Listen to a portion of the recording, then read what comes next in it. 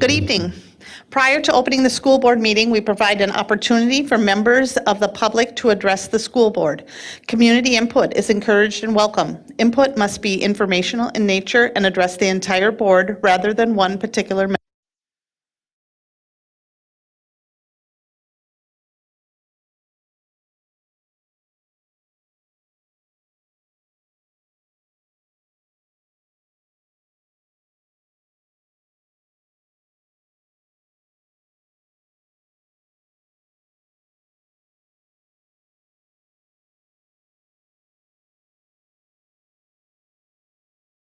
To order. It is 6:35 p.m., September 7th, 2022. Our mission is to provide a safe and caring climate and culture in which we engage, inspire, educate, prepare, and empower all learners in partnership with their surrounding community to be successful in today's and tomorrow's society. And Mr. Dahlgren, can you please lead us in the pledge?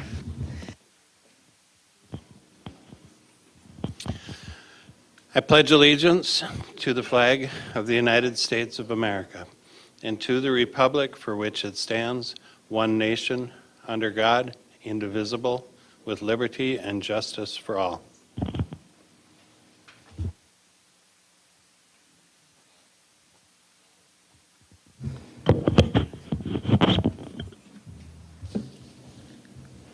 And then can you please call roll? Yes, ma'am. The following board members are present at the district administration. Scott Andreasen. Here. Natalie Copeland. Here. Al Dahlgren is here. Zach Dorholt. Here. Dr. Les Green is not here. Shannon Hawes. Here. Monica Segura Schwartz is not here. Let's see, the following cabinet members and staff are present at the district administration office.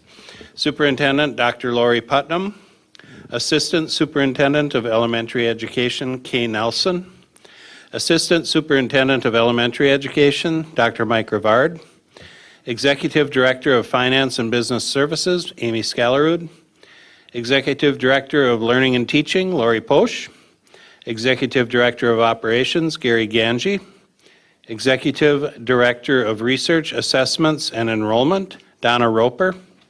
Executive Director of Student Services and Special Education, Carol Potter. Media Technicians, Paul Novak and Gordy Scott. Custodian on site is Steve Hain. The following staff are virtually present. Director of Equity Services, Ian Omar. Director of Innovation and Instruction Technology, Ryan Cox. Executive Director of Community Education, Adam Holm. Executive Director of Human Resources and Labor Relations, Tracy Flynn Bowe. Executive Assistant, Jan McGuire. And Jan, if you would let the record show, Monica Segura Schwartz is here. Thank you. Next, I'm looking for approval of tonight's Board of Education meeting and work session agenda. So move. I have a motion by Scott and a second by Zach. Mr. Dahlgren, can you please call roll again? Appreciate it. Monica Segura Schwartz. Yes. Shannon Hawes. Yes. Zach Dorholt. Al Dahlgren is yes. Natalie Copeland. Yes. Scott Andreasen. Yes. Thank you. Next is the consent agenda. The consent agenda consists of non-controversial items that the board adopts routinely without debate.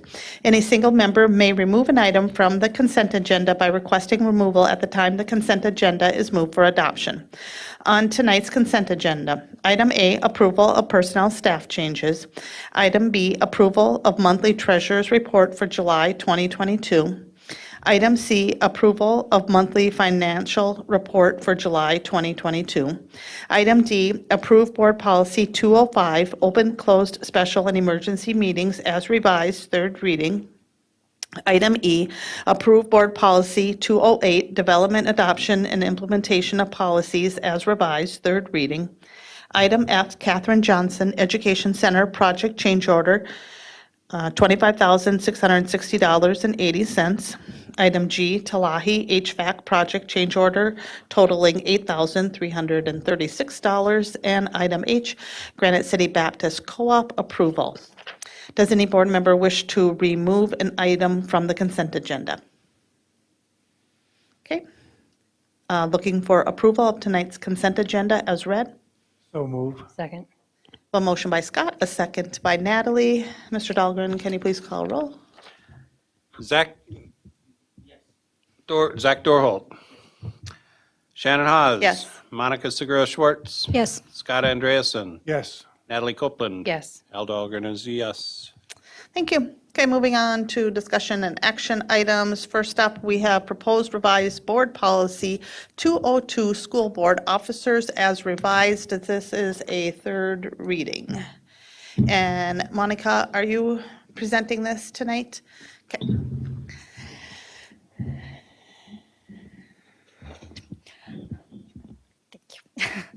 All right, so so this is the policy that we were reviewing before, as we said, the third reading. So if you could go down to the bottom. So bottom. Wait, the yellow thing that we crossed out. Oh, sorry. Is this the one that I was going to review? It's the other one. Both of I reviewed it. I presented 3 of them. Okay. Okay, sorry, I was confused about which one is this one. So let me go back up, please. Okay, there, right there again. So so this is the one that is this is the one about what? Okay, this is the one for the organization of us as a chair. So we did just the regular changes. So if you look at the general statement of the policy, that should be clear about what is the policy about. So the school board shall organize itself, adopting superintendent and ex officio non-voting members annually. The other parts of the policy are crossed out, and I don't think that we had any questions about that and anything else. So that was just the clarification there. And I think that this policy was pretty much done last time, but because we were confused about the other policies, we just thought that we wanted to have a third reading for this one here. So is there any question or anything else about this policy? Monica, I sent something through. I don't know if you were able to get it or not because it kind of came at the last minute to you. I sent it to Dr. Putnam and Shannon earlier, and then it was forwarded for me to forward to you. But Okay. down at the bottom where it says superintendent on E, and it just says the board shall appoint a superintendent. I think it would, at the top, we're appointing a superintendent to be a ex officio member of the school board. At the bottom, I think that would read better if it said that the superintendent, and number 1, if it said the board will periodically contract with a superintendent. Because we aren't really appointing one, we write a contract with the superintendent for a period of So years. It could be, I think that I get your point, and I agree. So I think what I will suggest, because this is not about contracting the superintendent, this is really about adopting. This is really about naming the superintendent as an ex officio member of the board. Nothing to do with the contract of the superintendent. Nothing about that is in this policy. So what I'm suggesting is that we said the board shall appoint. That just completed that the board shall appoint not as superintendent, but the superintendent as an ex officio member, like the next one. just drop number 1. Yes. I'm okay with just dropping number 1. Just cross through that and just start with number 2 is number 1, where it just says the superintendent shall be an ex officio non-voting member. This is really just explaining the superintendent's duties. At The bottom here. At the table, not the duties of the Right. superintendent. Yep, Yeah, yep. So I think if we just yeah. cross number 1 out, I could, So is everybody in agreement with that? Well, I guess you will have to pass it if you're in agreement. Can you go back up to the top then? What that would look like if we were. And can I read the purpose of the policy? Thank you.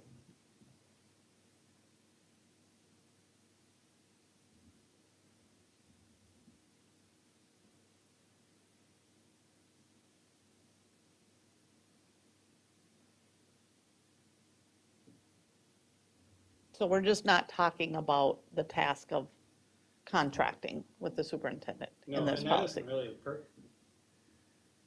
No. That isn't really the purpose of this policy. Okay. I never, the general statement of policy section, to me, could almost be crossed off and just go down to, take A from there, the board shall appoint, I can't read it, organize itself and appoint a superintendent as an ex officio.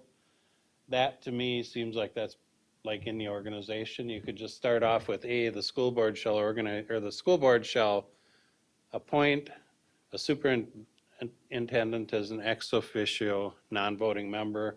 B, the school board shall meet annually on the first, I don't know, it's confusing to me because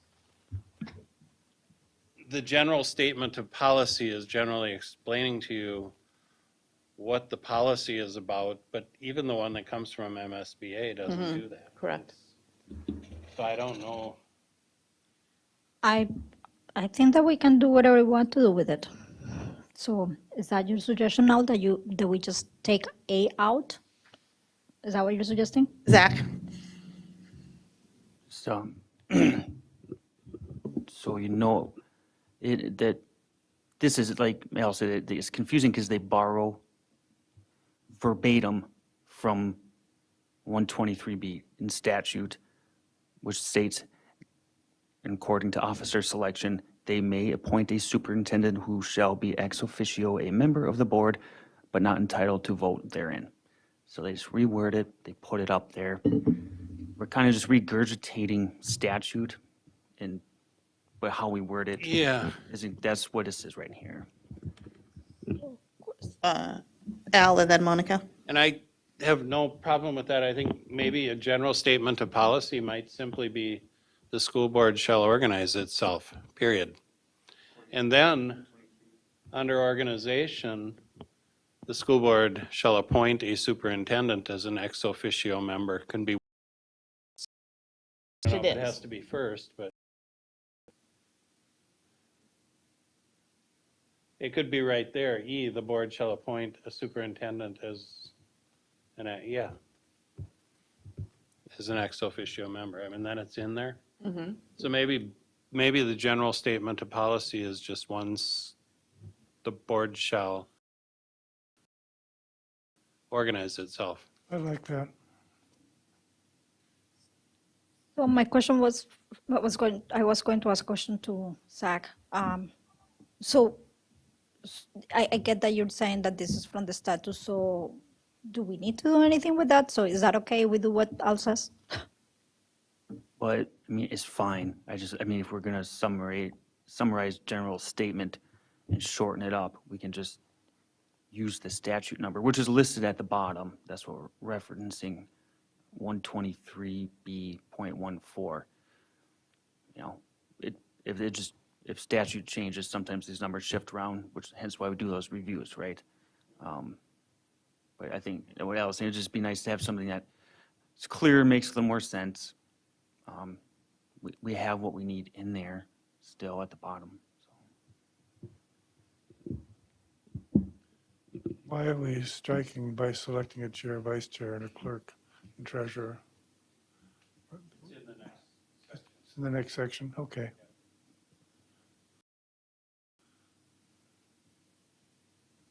Natalie?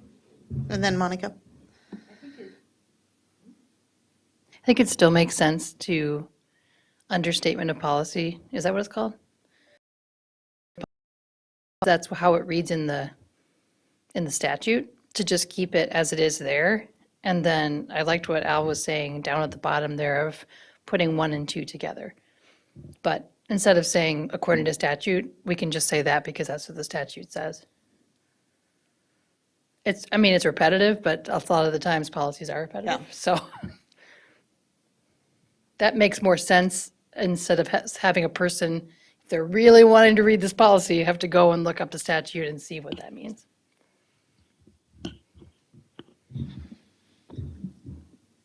So I'm probably not totally clear on what we all like, but I think we all are agreeing on something that we like. Could we have it come back one more time so I can see it? But I think we're all agreeing. Monica, do you feel that you're clear on what the recommendation or consensus is on how we would like it to? So I don't think that I have consensus. So I have heard that we don't want the general statement of the policy at all. And we don't care about the status being there. We just leave it at the end because the status on something. But then with Natalie's addition, she says that leave it the general statement of the policy explaining why the status is there. So I don't know. So I think that those are two different things. So I'm not sure that we are in agreement. Natalie? I think we can get this done today. Okay. I hope so I can my understand what suggestion, we're saying. my suggestion is this, and if I'm the only one, feel free to say so. Keep it as it is there, which Al was saying originally. Keep that there. Put 1 and 2 together at the bottom, and then call it a day. So you're suggesting leave the general statement as, Yep. as we're looking at it? Yep. Okay, and then Mike, can you scroll down?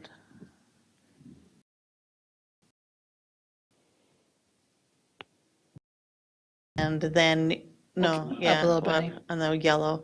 Yeah. And then combining 1 and 2? Is that what Whatever I'm Al hearing? said, I couldn't remember if you said combining think or he was saying just striking out 1. Striking it out. Said strike out 1 because we've already said it about. Yeah, that's fine with me. It could be part of number 2 too. Just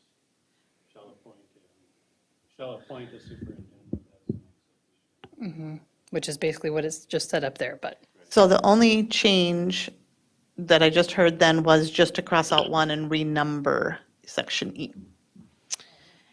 How are we feeling about that? Good. Over on that side of the table, are you guys comfortable with that? I think so. Does that work? In that first section, we're just, the first few words, But we're recommending, the board shall organize itself, period, And appoint itself, or and appoint. and appoint a superintendent, period. the whole no, thing there. the whole thing, as it is. But we're saying that down below. Do we need to say it twice? We're all working out a compromise here. I think so. Mr. Dorho? If we want to just keep it short and simple, the school board shall organize itself in accordance with Minnesota Statute 123B.14. And then we list. That's fine too. I like that, I like that, yeah. yeah. I don't like it, but okay. I just don't think it's accessible to say random numbers. Understandable to our community if they read it. So why would we change 8 words with 123 whatever point? I appreciate those. I mean, I appreciate these, yeah, Yeah, but then so I like, can jump to them. So No, that means we're Oh, Monica? Darren, you have a point. I appreciate your point, but I'm going to go against it because that statute is just too long and too confusing. And if we're going to explain the statute, we have to put a lot more things there. Like all the stuff that was there confusing was because of the statute. So I say just leave it as Zach mentioned if we wanted really to say the statute. Natalie and then I Zach? would rather just not say the statute. I'd rather just say the board shall organize itself, which I think is a funny sentence anyway, so that's. Mr. Dorholt? I mean, this is just another word of saying we're going to do it the way statute, the law says. Yeah. We're going to follow the law. The board shall organize itself lawfully. Whatever, it doesn't need to be that, it's not that serious, so. We're doing it with the law. Scott and That's what- Mr. Dolgren? Where are we at? Where are you guys at? I like it as you've got it right up there. The board shall organize itself and appoint a superintendent annually, period. Looks good. Get rid of the rest. You're saying get rid of it the ex officio part? Because we're not appointing a superintendent. We're appointing a superintendent as an ex officio member of the board. That'll be in the lower part, further down. Yeah, but you can't just say, As can't appoint a superintendent, because that's not what we're doing. appoint the superintendent. Would that help fix it? Natalie, The appointment is as an ex officio member. Right. I don't know why we're not just keeping it as it is. we're an even number of people here too. I'm a little bit nervous. I am comfortable with all of the options that I heard on the table, so.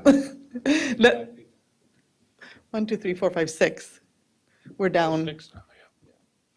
And so nothing is extreme in this. I'm comfortable with everything that I've heard. Back to you, Monica. So can we show hands for the or a? So instead of a superintendent, the superintendent. So who is with, like, leave it as it is without any change, anything. So who says let's leave it this way? The whole policy? Not the whole line. Just A.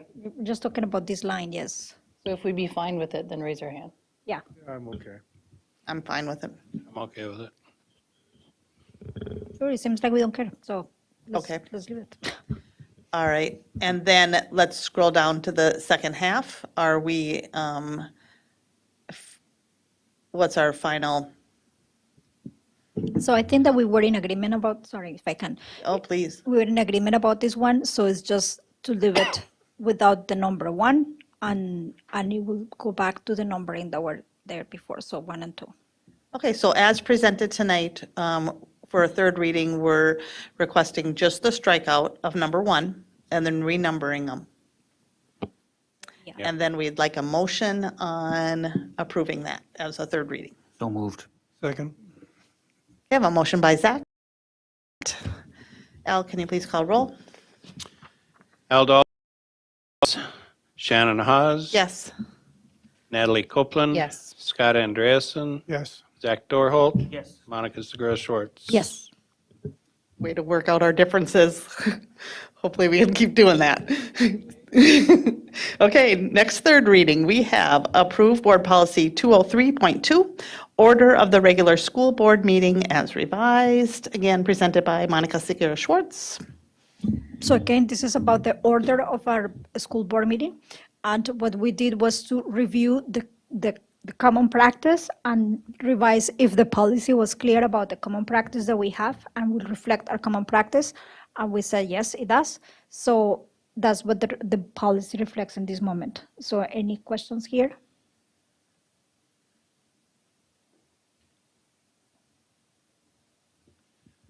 My only comment on this was if, I don't know what format this is in when someone would go look it up, but if it's in this format, I mean, if it pulls up this document, then scroll down just a little bit there. It should, where it says regular board meeting, should be pushed down to the next page so that we have a complete. Yeah, so So, format yeah. change. I like Yes, that. Agree. So those two are put together, so you understand where the separation is there? Okay, Perfect. So. any other comments? Only if it's done in accordance with APA formatting.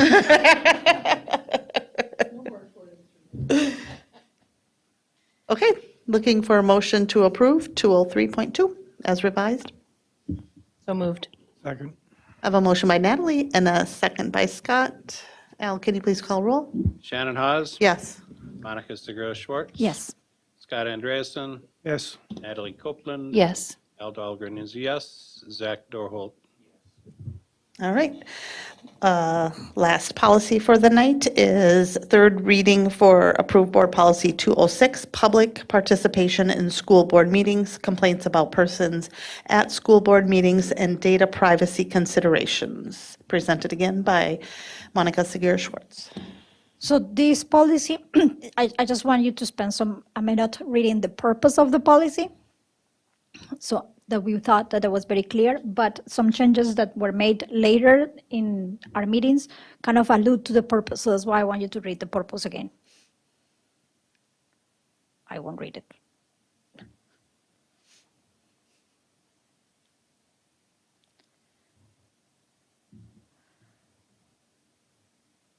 So in general statement of the policy, we, stay, please. So in the general statement of the policy, we just review language to make it very clear to what the statement is. So one of the things that we strike out is discussion, because we're inviting the public to give us input, not to discuss anything. The board is the one who discuss. So that's why that is crossed out, and then we have public input. And then again, the last part is also alludes to discussion, and it's not about discussion, it's about maintaining orderly meetings. So those are the two changes there.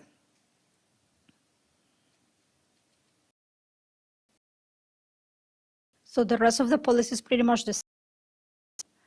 And then we were replacing citizens for people. Was the other change. And at the end, again, people from members of the public, person, this is what we were discussing last time about what we're asking people to tell us when they are talking to us. So these are all the changes that we include last time. So there is not really more than we did in the committee. Just leave them as we were discussing in the last meeting. The only thing that I'd question on that is there's as you read it, it implies that anyone who requests in advance of a board meeting that a subject is discussed, that it will be discussed. That was going to be my comment. Oh, we missed one discuss then. So any suggestions? Because we were trying to take all the discussions out of the public. Well, it has been confused that a request. Yes, I have a suggestion.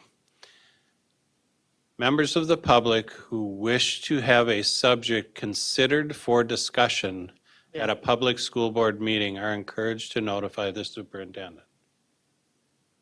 Because that implies that it's it's not a gonna- guarantee. right. Because this one, you kind of feel like, hey. This one says if you notify, we'll discuss. Yep, Great. I like that. Natalie? The one part I was going to say on this is what do we actually do? So we do want them to state, this is in 2, we want them to state their, identify the subject, but I don't want anyone identify the agenda item unless it's specific, unless they're coming to speak about, gymnastics or whatever. But a lot of the times it's not an agenda item.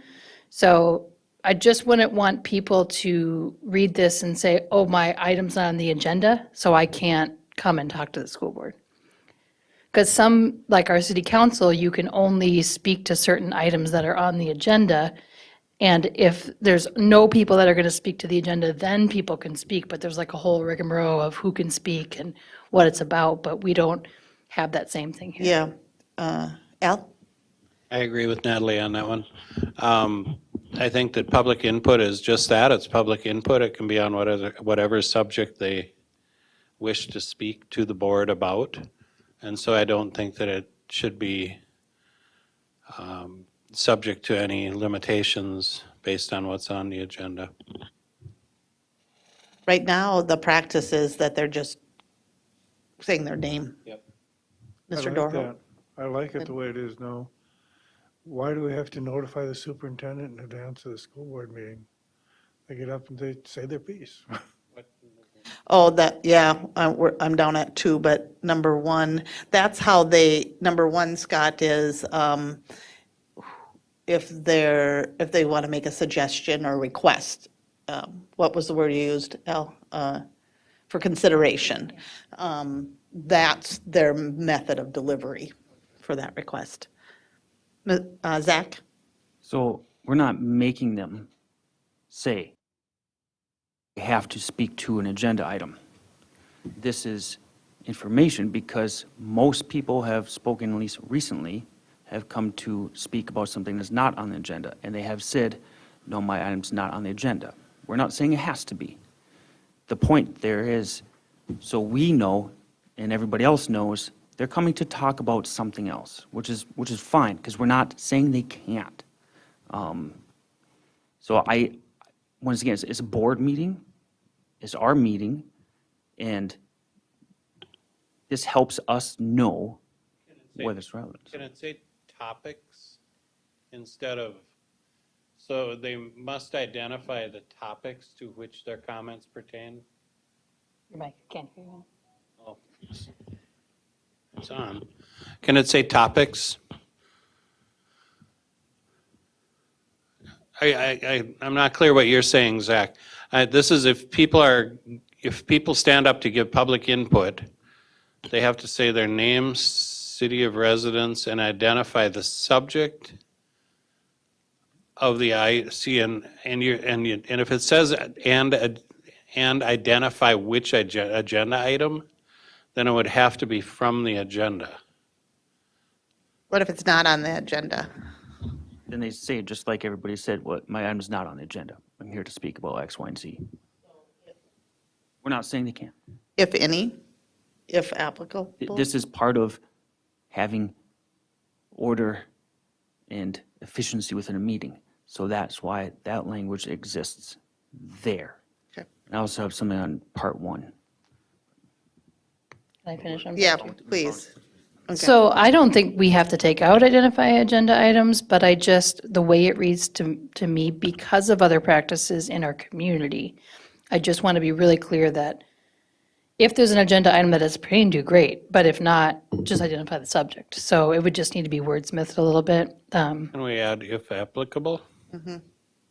Identify agenda items if applicable, to Yeah. which they're, great, that's great. Okay. And then back at it, Zach. So 1, I just caught this, but it's not highlighted in yellow, but between person must provide his or her name, if we could change his or her to their. Just updating that one. All right, I like that change. Okay, you got it. Okay, so if you can continue to scroll down.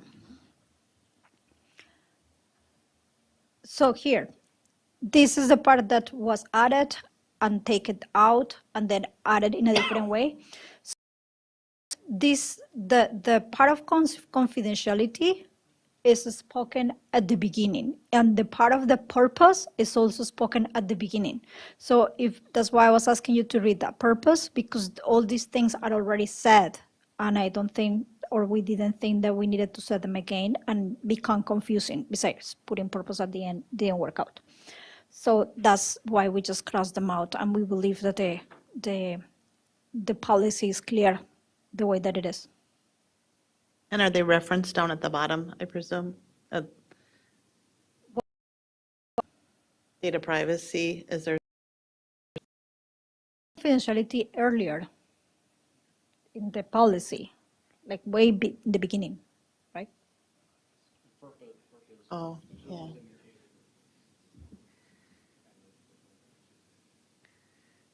Personnel data, yeah, cross-references.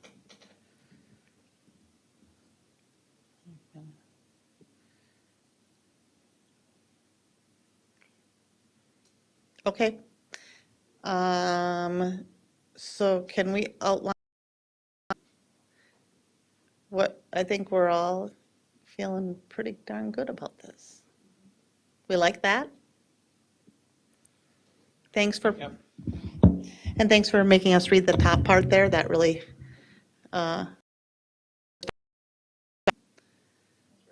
yeah. So can we summarize what we want to change on this third reading? So, Or- Kate, do you have those changes? You can tell them back to us, please. Thank you. Mike. Let me go back up. Mike, will you go back up to the beginning? The first change was just changing under agenda items. Sorry.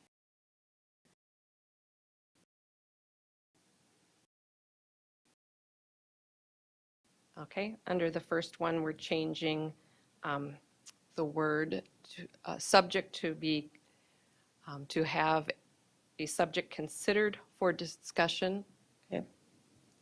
We're going to take out the word to have a subject discussed and change it to considered for discussion. And we are changing also the he or her to they, their, excuse me. And under number 2, we are adding the words if applicable after agenda items. Nice job. So I'm looking for a motion to approve. So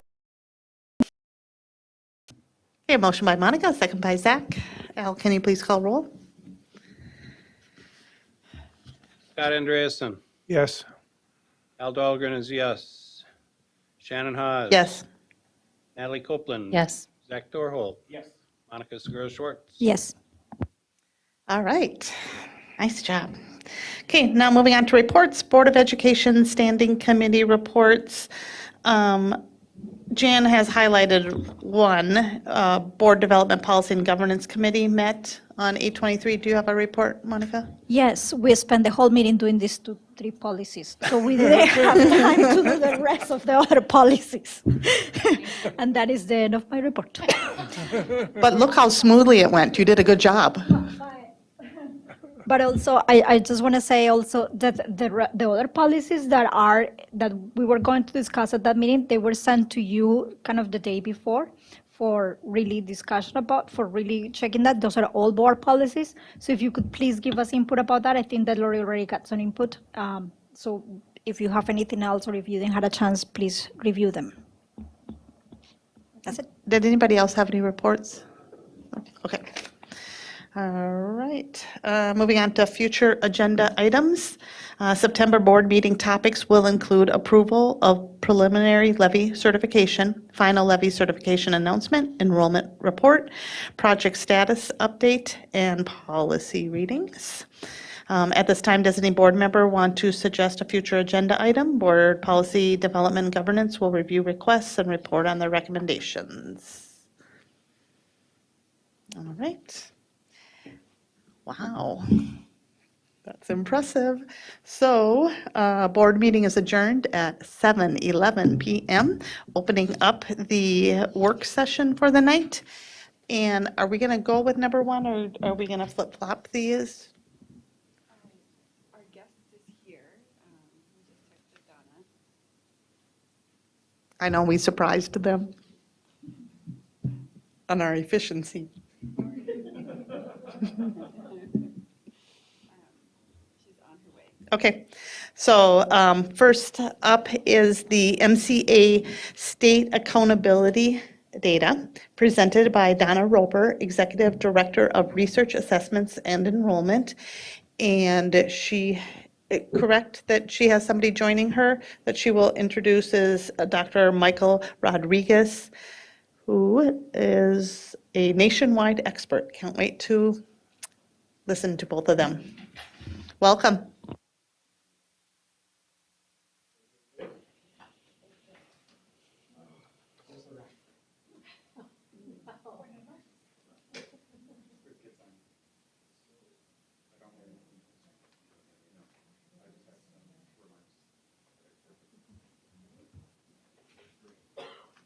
We go.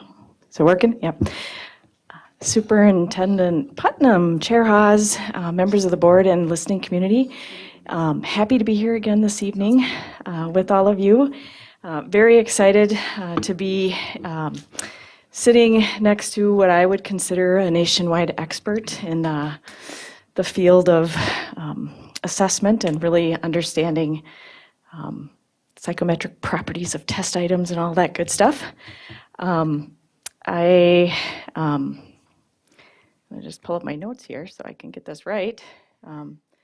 We are really happy that you have decided to entertain this conversation because things are ever evolving around assessment at this time in particular. And so I'm just really grateful that you're willing to do some learning with us and that our district leaders are learning right alongside with Dr. Rodriguez here tonight.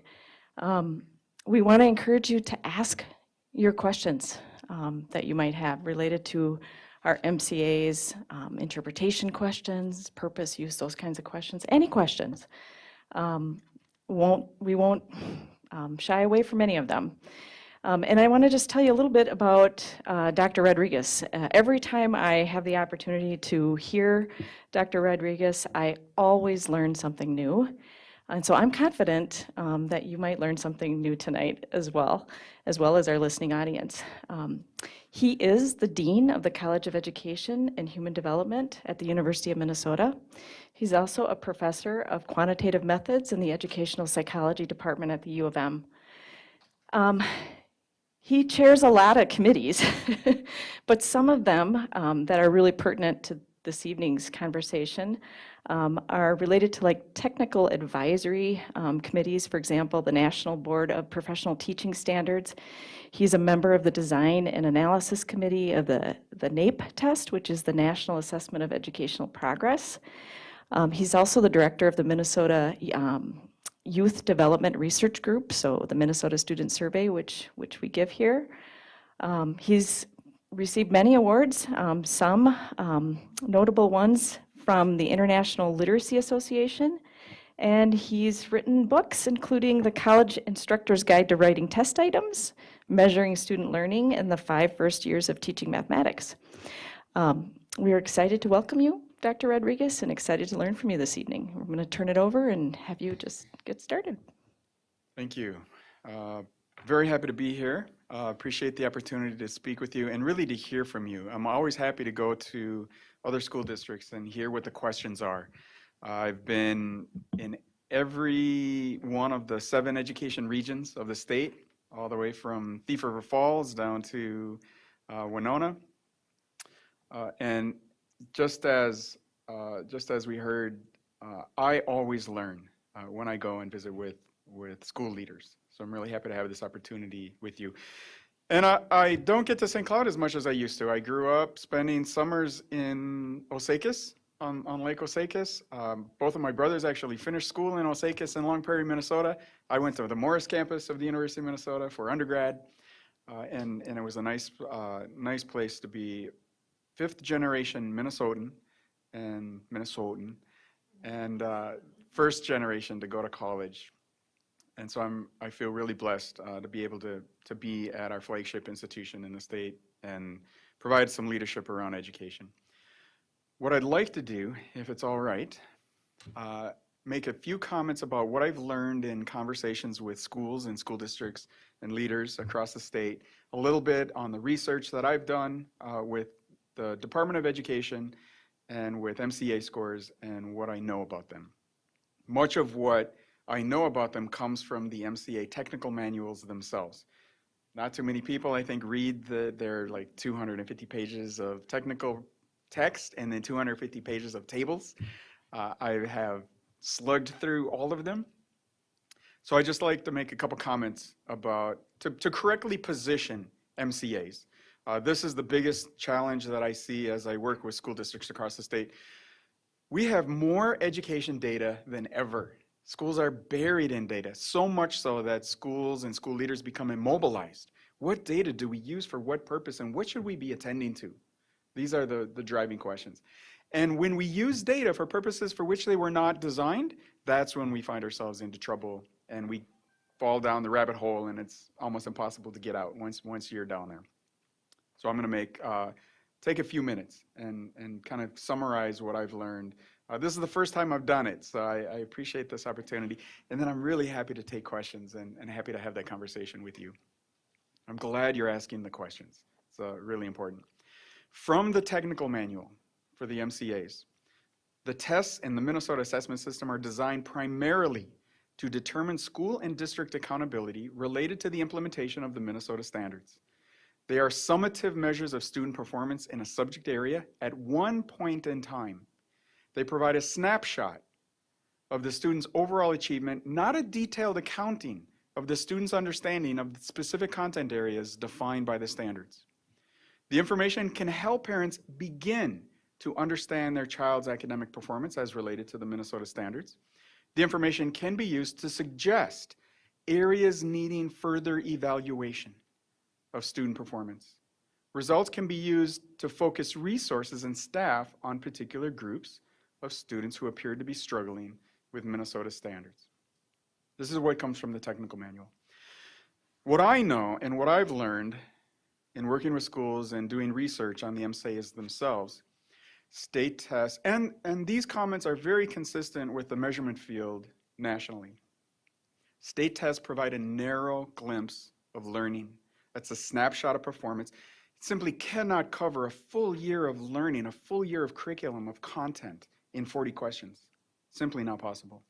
The specific contents of curriculum of St. Cloud schools, are necessarily abandoned in large-scale test design when a district or state wants to compare performance of students across jurisdictions using quite different curricula. The results is that the tests are not much use for detailed formative feedback. Curriculum general tests underestimate learning. This is really important for us to understand because the MCAs are not tied to curriculum and learning objectives in St. Cloud classrooms. They are a general curriculum based on Minnesota state standards. MCA scores do not tell us how we got here or what to do next. They are important because they help us understand where we are. And that's a very important piece of information, particularly relative to state standards, but perhaps not state standards as reflected in St. Cloud curriculum and instructional practices in St. Cloud classrooms. Instead of focusing on scores, which offer teachers little information about what to do next, it's much more important that we allow teachers to gather formative assessment information, questions, tasks, activities that provide instructional insights about students' thinking and about what productive steps might be taken. This is where MCAs really fall short. And they're really not intended to uncover student thinking, but our teachers do that on a regular basis. Local assessment is much more informative when tied to instructional practices and designed to reflect what students know and can do. And we can strive to connect local learning objectives to state standards. That's the job of every teacher. District interim assessments, and across the state, it's mostly STAR, MAP, FAST. These offer students an impoverished vision of intended learning goals because they're designed to predict the MCAs. And how do we do that? We mimic the MCAs. Mimic the MCAs, we're going to predict the MCAs. And so they end up not providing much more information than the state test. To be responsive to students' needs, teachers still need to follow up with more individualized student conversations and assessments that help teachers see what students know and can do to access student thinking. The theory of action for state accountability tests is flawed, and the measurement community has been saying this since 2001, when No Child Left Behind was really built up and put into place. The hope was that accountability through a test would bring about change in school reform to incentivize innovation and improve decision-making. We now see that tests are insufficient for that job. By simply increasing attention to our decision-making process, there is no guarantee that new ways of solving problems will miraculously come into awareness. No amount of increased effort can compensate for limited knowledge and skill on how to solve problems that require specialized training. That's another really important point that the measurement community has been making. No amount of increased effort can compensate for limited knowledge about how to solve problems that require specialized training. So I'm happy to, I could just mention a few things about what shows promise. And then I'm happy to take some questions and talk a little bit more. Student-centered approaches show great promise. Helping students set appropriate goals and setting them and supporting them to meet their goals shows great promise. Teacher commitment in schools where teachers practice their profession and lead shows great promise. And we know from a great deal of evidence in Minnesota and globally that the key ingredient to every effective youth development intervention ever devised is developmental relationships and the relationships that adults have with the young people in our care. One's cognitive development and social identity are jointly constituted. They develop simultaneously. They develop through participation in multiple social worlds of family, community, schools. Motivational aspects of learning, such as self-regulation, self-efficacy, identity, are completely entwined with cognitive development. The brain doesn't segment development. All of these things co-occur. And so to support ambitious teaching practices, assessment must be grounded in a research-based theory of learning and youth development. And we have to embrace all of that, all of what every student brings into the classroom every day. The vision of learning in St. Cloud schools cannot be shaped by the state test. The narrow coverage of the test and restricted form of the selected response items limits representation of your learning goals and the learning goals of your teachers.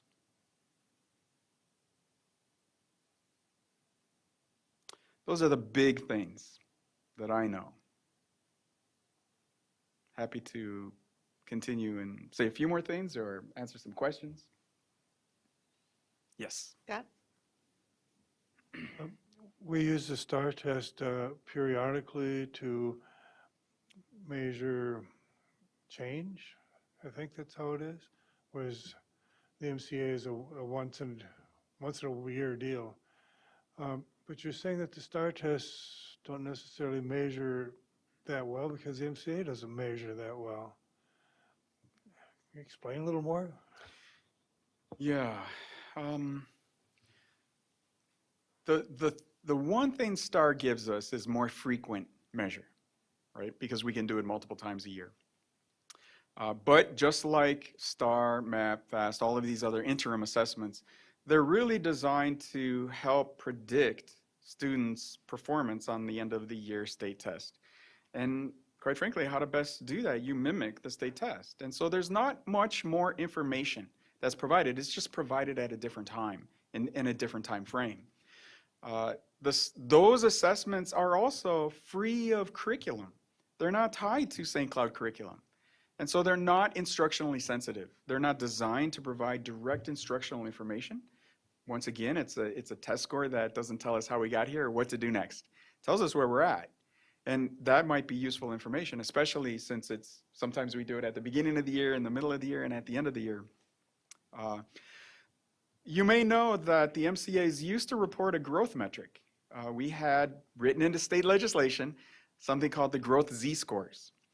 STAR uses a growth metric that is essentially the same. They call them student growth percentiles. Well, it's just converting a Z-score into a percentile. The state used to use Z-scores. State no longer does, wisely so, because those kind of metrics, growth percentiles and Z-scores, were introduced by economists. And economists were introducing it to help answer the question, are our students growing? Are they learning? And we can't measure that with our state tests because state tests are grade specific. Every year it's new content. So we don't know if the third graders grew in terms of third grade content because next year we test them on fourth grade content. Are they doing any better on third grade content? We have no idea. So there's really no way to make inferences about growth in state tests because they're required by federal law to be grade specific. So economists came up with this mathematical model that says, well, you know what, you can just use scores and create percentiles and do these other things, and we can go across grades even though the tests are not scaled to be comparative across grades.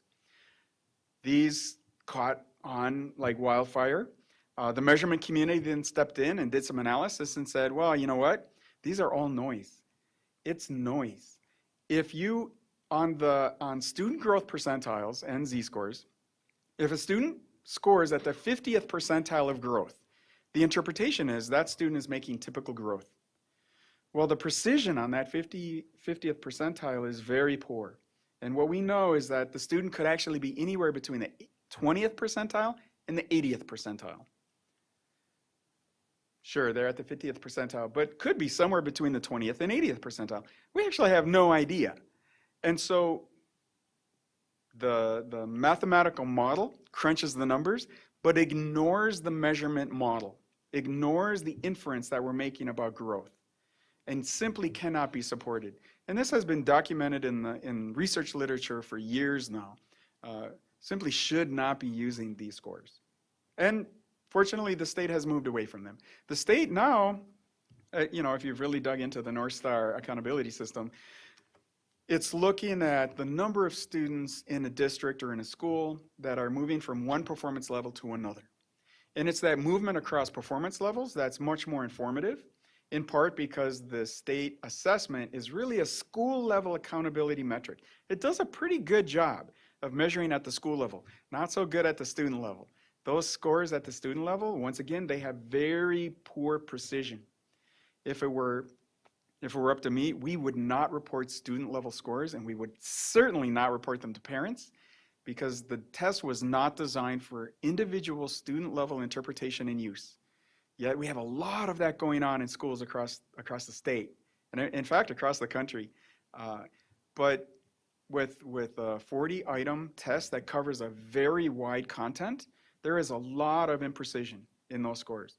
So just to give you an example of that, you may know the score of 40 is below 40 is does not meet standards. From 40 to 50, partially meets standards. Above 50, meets state standards. The standard error of measurement, the sort of level of precision of a score in the MCA is about 4 to 5 points. So if we think about creating a confidence interval around a score that says where the student most likely is, because these are estimates, a score on a test is an estimate, and we think about 95% confidence intervals, which is our standard, we're talking about confidence intervals that are 16 to 20 points wide. Plus or minus 5 points times 2. So the distance from 40 to 50 is measurement error. Is the student below or above meet standards?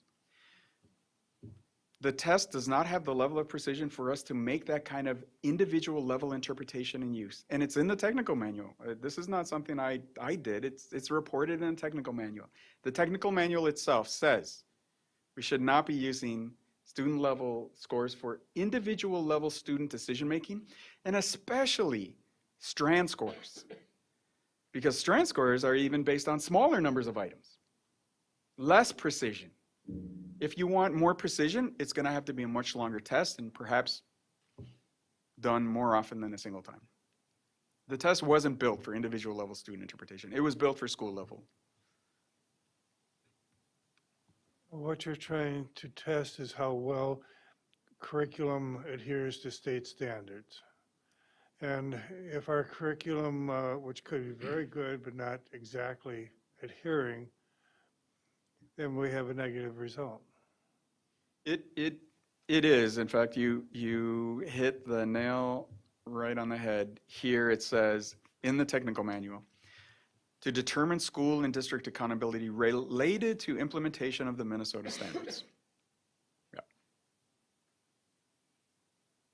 And once again, it is a snapshot. It's a single point in time, and it doesn't cover all the standards. And it certainly doesn't cover a year's worth. You have teachers that do assessment on a regular basis in their classrooms. Your teachers have a much better sense of what students know and can do. I mean, if you've ever been in a classroom, teachers are doing assessment every day. They're listening, they're asking questions, they're watching, they're having students work in groups, they're observing them, they're giving them tasks and activities and assignments, and they're collecting information about what students know and can do every day. The sad part is we don't have a technology to aggregate that information over the course of a year. But there are systems that allow us to move in that direction. So if teaching and learning were to say, let's create some common course assessments, which are being done in districts across the state. There are multiple classrooms that are covering the same content at a given time. If we can create some common assessments, we can tie them directly to the state standards and start checking off state standards in terms of what students can do, what they know over the course of a year, and keep track. And do that using what the teachers have been trained to do, teaching, learning, and assessment. And then that feedback will be directly tied to the learning objectives, the teaching targets in the classroom, tied to the state standards, and allow us to monitor that as we go through the course of a year.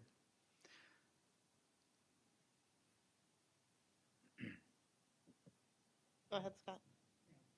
The ACT and the SAT, they're not connected to state standards. Do they actually evaluate an individual better than state standard? Yeah, I appreciate that question. The ACT and SAT are more focused assessments. They're much more focused on, in terms of college readiness.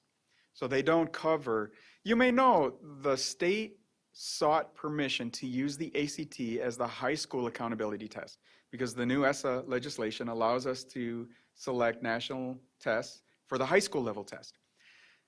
After it was evaluated, it didn't cover enough of the Minnesota state standards. So it's more narrow than the Minnesota state standards, and it's more focused on college readiness. It really is the best use of those tests is readiness for the first year college courses. Little different, but students who do well on the MCAs should be doing well on the ACT and SAT. I know that technical community colleges also have a test that sort of like an ACT, but do. not really. They It's do. different. It's a little bit different. The ones, if I may, the ones at the community colleges and technical colleges, they're a little more nuanced because they help them place students in the right beginning course. Yep, so they're targeted to help identify where students should start. It's a little different than college readiness, but similar.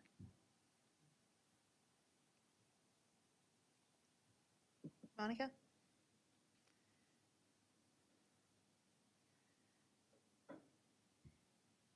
you.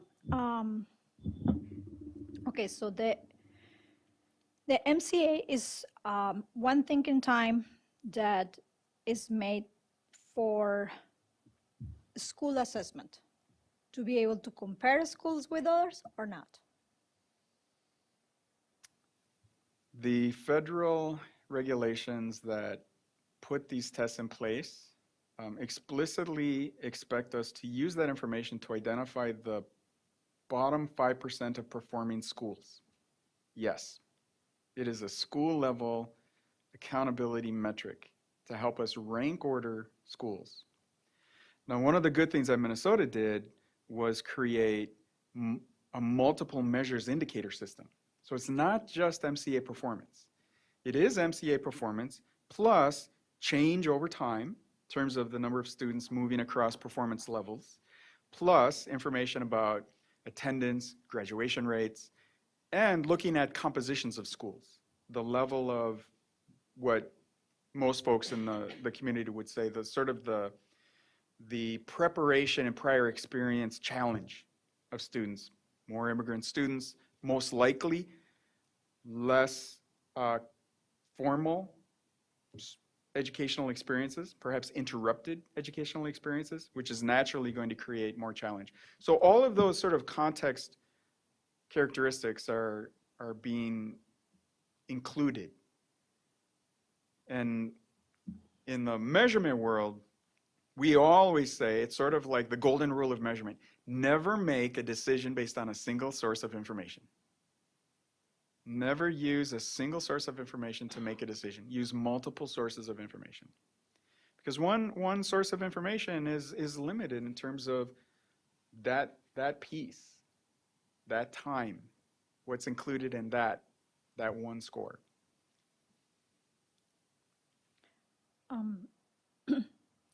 So you also said that we are inundated in data. So we are like in the time of data. Buried. We're buried in data. So what do we do? What is the recommendation to get out of the hole? I appreciate that question.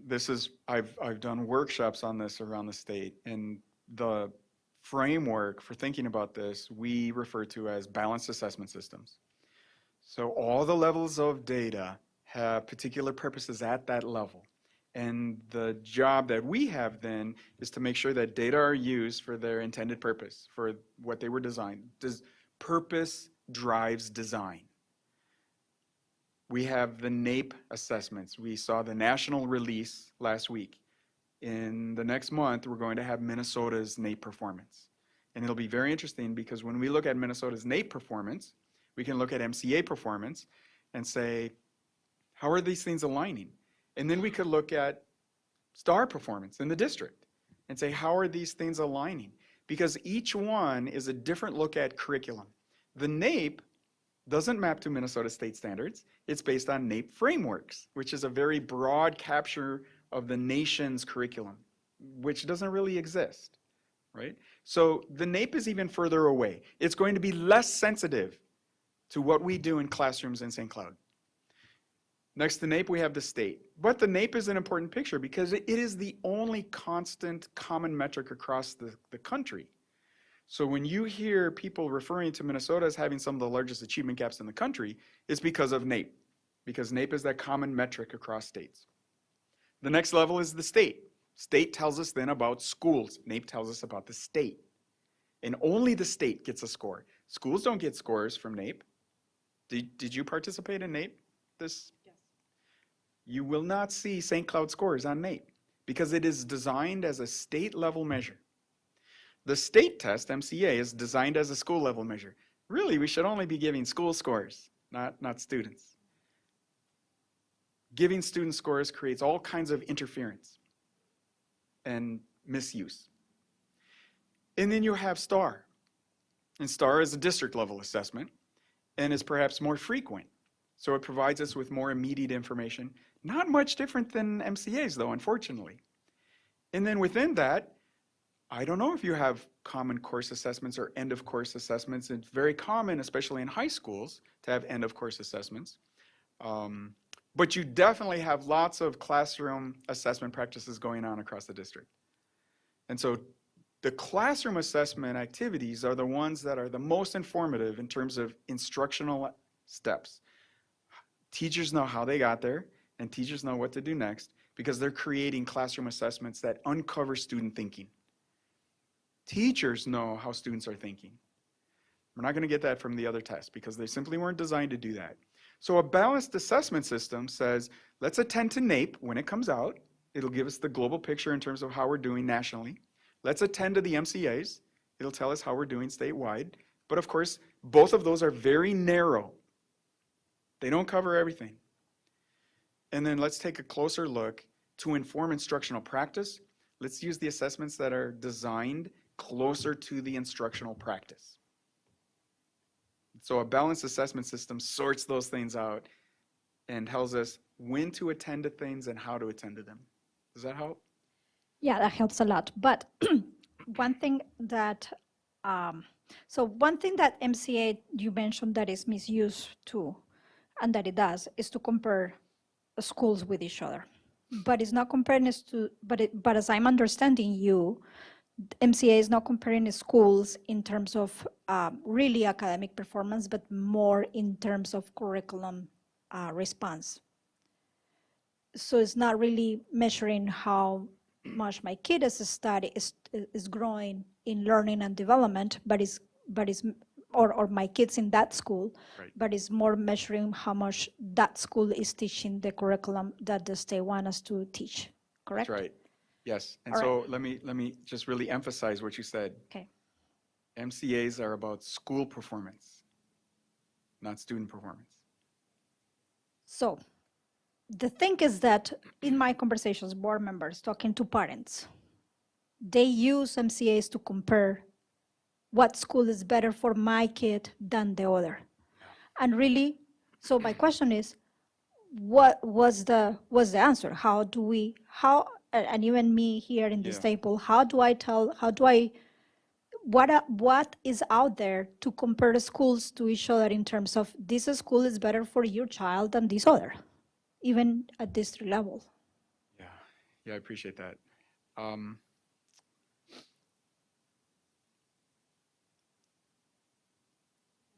If I may, there's another layer to that because districts also compare districts. right? So you may be looking at neighboring districts. This happens a lot in the Twin Cities where there's lots of districts all very close competing for students. St. Cloud is St. Cloud. And the neighboring districts are not St. Cloud. And so a school on one side of town is different than a school on the other side of town. And these are not the same schools. They're not the same populations. They don't have the same experiences, traditions, histories. It's useful for a school to look at how it's performing relative to the district, because it helps us understand the particular needs in that school. But once again, we can't decide on is one school doing a better job than another school by simply looking at one piece of information like test scores. We have to look at the composition of the school, the history of the school, the preparedness and quality of teachers, resources, opportunities, because those vary substantially across schools. Here's one thing I know about school differences in Minnesota. The primary function of the state test is to rank order schools. About 15%, I'm going to talk about variation in performance because we're very interested in why some students, why some communities, why some schools perform very differently than others. So the tests are really helpful for us to understand variation in performance. 15% of the variation in performance on the MCAs is between schools. 85% of the variation of student performance is within schools. The vast majority of individual differences among students occurs within schools, not between schools. Of the 15% of the variation that exists between schools, 70% of that is explained by school composition. Free and reduced lunch, race and ethnicity. If we know free and reduced lunch and race and ethnicity composition of the school, I can explain 70% of the achievement differences between schools. 70% of 15%. What's left? About 5%. So only 5% of the variation in student performance really exists between schools once we account for school composition. And this is really important in the Twin Cities because in the Twin Cities, we're facing segregation. We are more segregated in the Twin Cities now than we were in the 60s. And in the 70s and 80s, Minnesota led the nation in terms of desegregation. You may know the state was under a state lawsuit and a mandate. We had a court ruling with respect to desegregation, and there was a whole funding system set up in the state. We led the nation in that. Now we see school differences simply as a function of segregation. And so only 5% of the differences in student performance exist between schools. We are spending millions of dollars chasing 5% of the variation, when the vast majority of it is within schools. That's where we need to spend our attention, is within schools.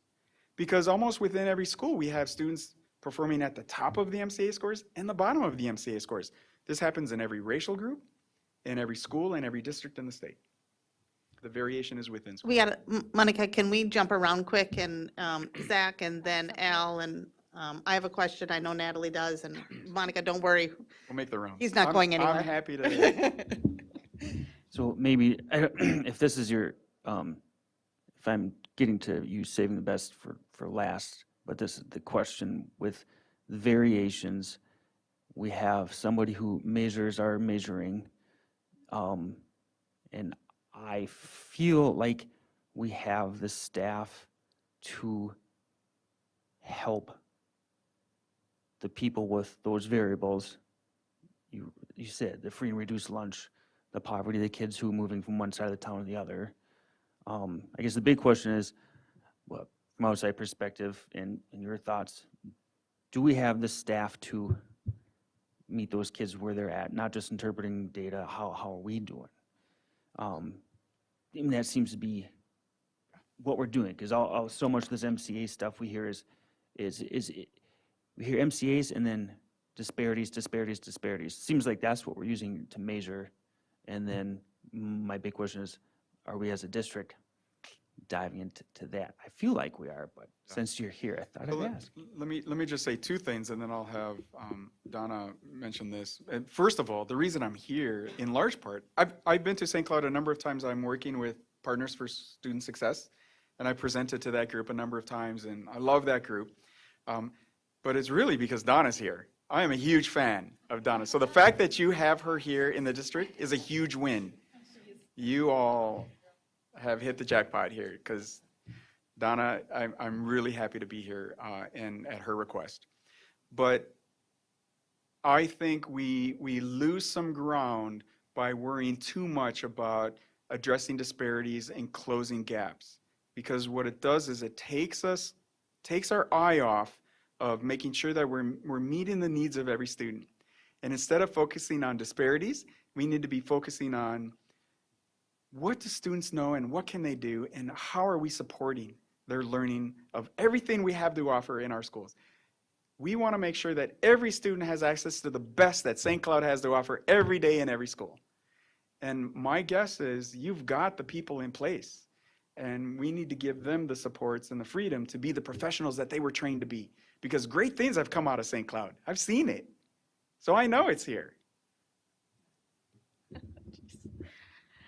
Well, I would add that, this is a new district for me. I've been here a year, and I'm so impressed with the commitment of the teams here. I feel like, we have a learning and teaching department, like unlike any other learning and teaching department that I've had access to work together with in the other districts that I've come from. I'm confident that with the right amount of, learning and time and support, because it really is about clarity and support. I think our teachers know their business, and so I really think it is about getting behind them and supporting the work on the ground. And so you've heard a little bit about our continuous improvement plans, our commitment to aligning to the strategic initiatives. Alignment is a big part of it. And then growing our muscle around monitoring and supporting. And it just takes practice, and I think we're on our way. So.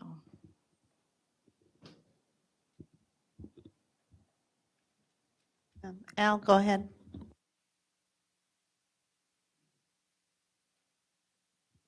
I have a question and a comment, but a couple of times in your, whatever you want to monologue at the beginning, you referenced St. Cloud curriculum versus state standard. Yeah. Can you explain the difference between what you would consider St. Cloud curriculum and the state standard? Yeah. And in the sense that I would assume that the state puts standards in place so that we don't have the Wild West of education where everyone is teaching something different around, but it would tend to pull people together. Yeah, I really appreciate that question. Minnesota state standards are declarative statements about what students should know and be able to do. They are not a curriculum. So they don't tell teachers how to help students learn that content and be able to develop the skills and abilities to be able to do that. That comes from curriculum. In Minnesota, we have a significant amount of local control. Just about all of the decisions that are relevant to teaching and learning are in the hands of the superintendent and the school board. And so school districts all across the state adopt curriculum. And there are no curriculum that I know of that are built off of Minnesota state standards. We try to adopt curriculum that are most closely aligned to state standards. And then sometimes we have to augment curriculum because no particular curriculum is designed specifically for Minnesota state standards. Much of what drives curriculum development and textbook development are the big states because they're the biggest purchasers. And we know this in education, Texas, California, Florida, New York, they drive what shows up in textbooks.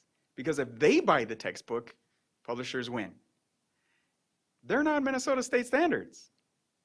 So we're adopting material that were developed to meet the big purchasers. This is one of the biggest differences but in international comparisons. So you may have heard there are other countries that apparently do better than the United States of America in certain grades and certain subjects. In most other countries, there are national curriculum. In this country, we do not have that. And in large part, because we really value local control. We value states' rights. And in Minnesota, we are quite extreme in this country in terms of local control. We don't have a state school board.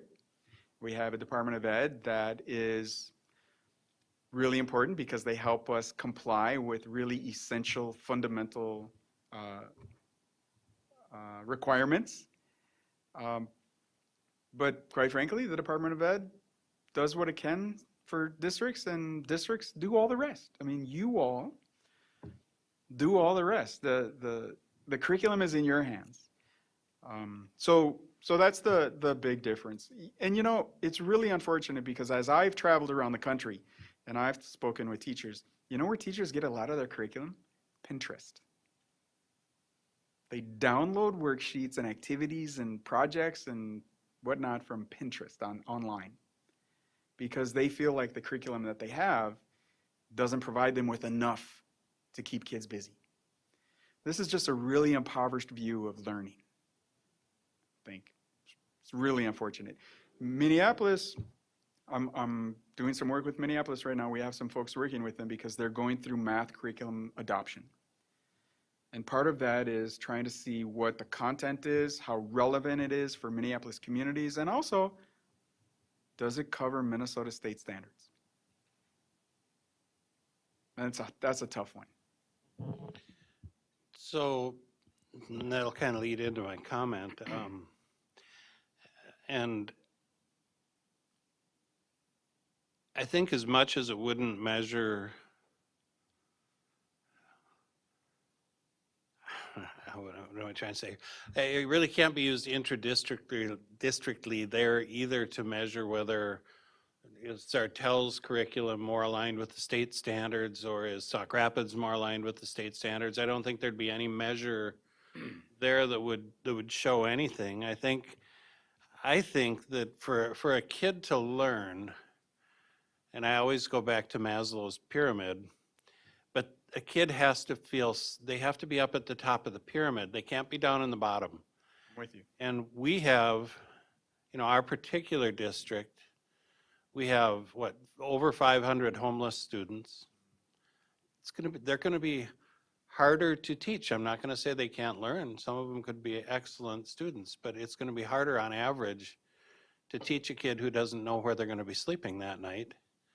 We have upwards of 80% free and reduced lunch, which is, we have kids that leave school on Friday and they don't know if they're going to eat before Monday. And it's going to be hard for that kid to really focus on learning and to really even care about learning. They're more focused on living and just managing life till the next time that they can get a meal. And to me, when I look at MCA scores throughout the state, you can predict pretty much where the schools are going to fall based on the income levels in the area. I know Edina's going to do good every year. So is Wayzata. So is Sartell's going to do better than St. Cloud. But we're at 80% free and reduced lunch, and they're maybe at 20% free and reduced lunch, and very few homeless people. And I have a hard time understanding how these benchmarks can be put in place in the first place, because they aren't measuring what they were intended to measure.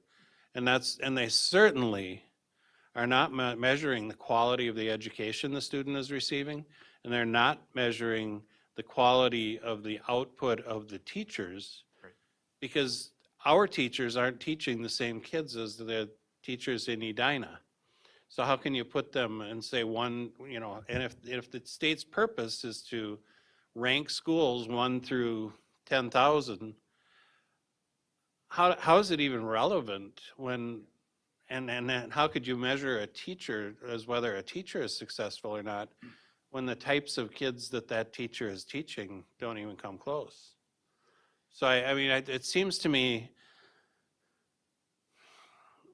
MCAs, for me, when I look, I can say, are we moving in the right direction? Is St. Cloud moving in the right direction this year versus last year versus the year before? Are we moving in the right direction up? Are we moving in the right direction down?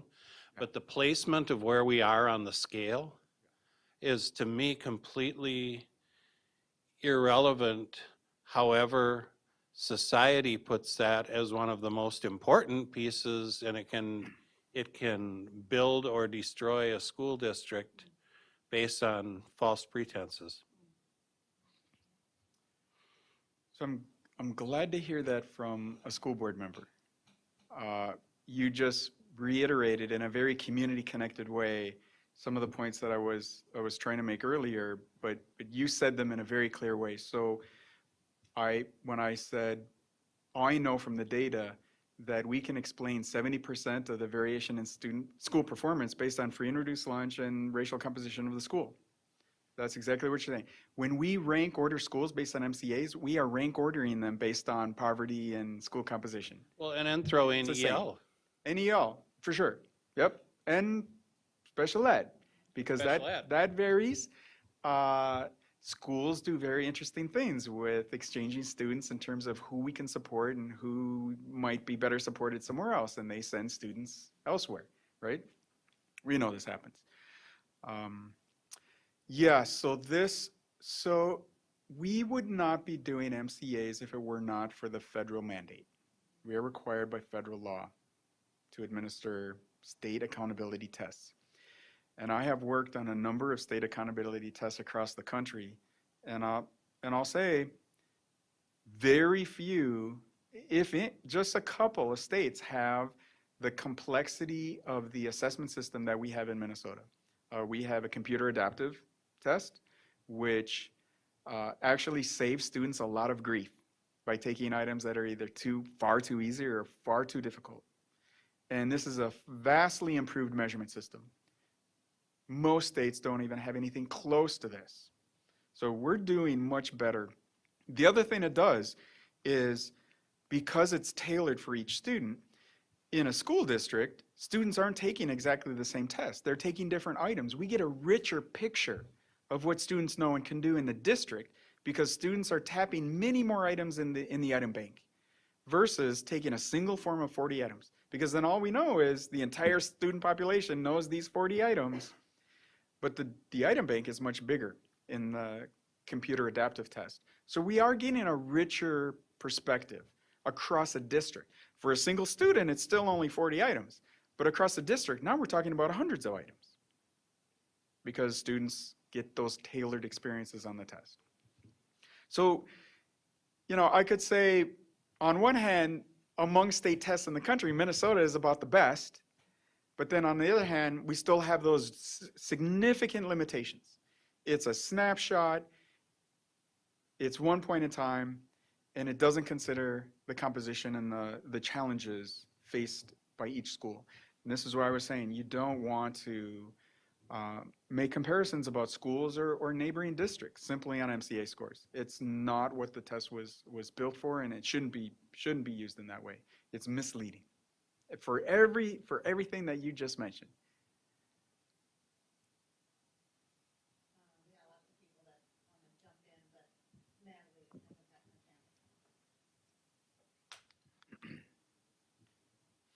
Yeah, I'm glad everything you said was on YouTube because I was like writing furiously.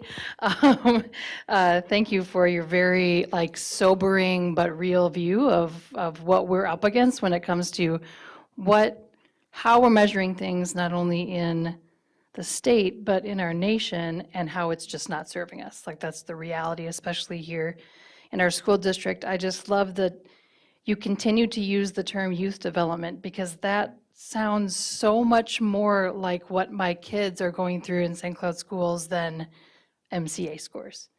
It's just, again, of course, one snapshot in time, but they're being developed into how to think and into, how to interact with kids. And it talks much more about growth mindset. I think if as a nation we could talk about youth development instead of let's rank folks, that's gross. That's just, it's yucky.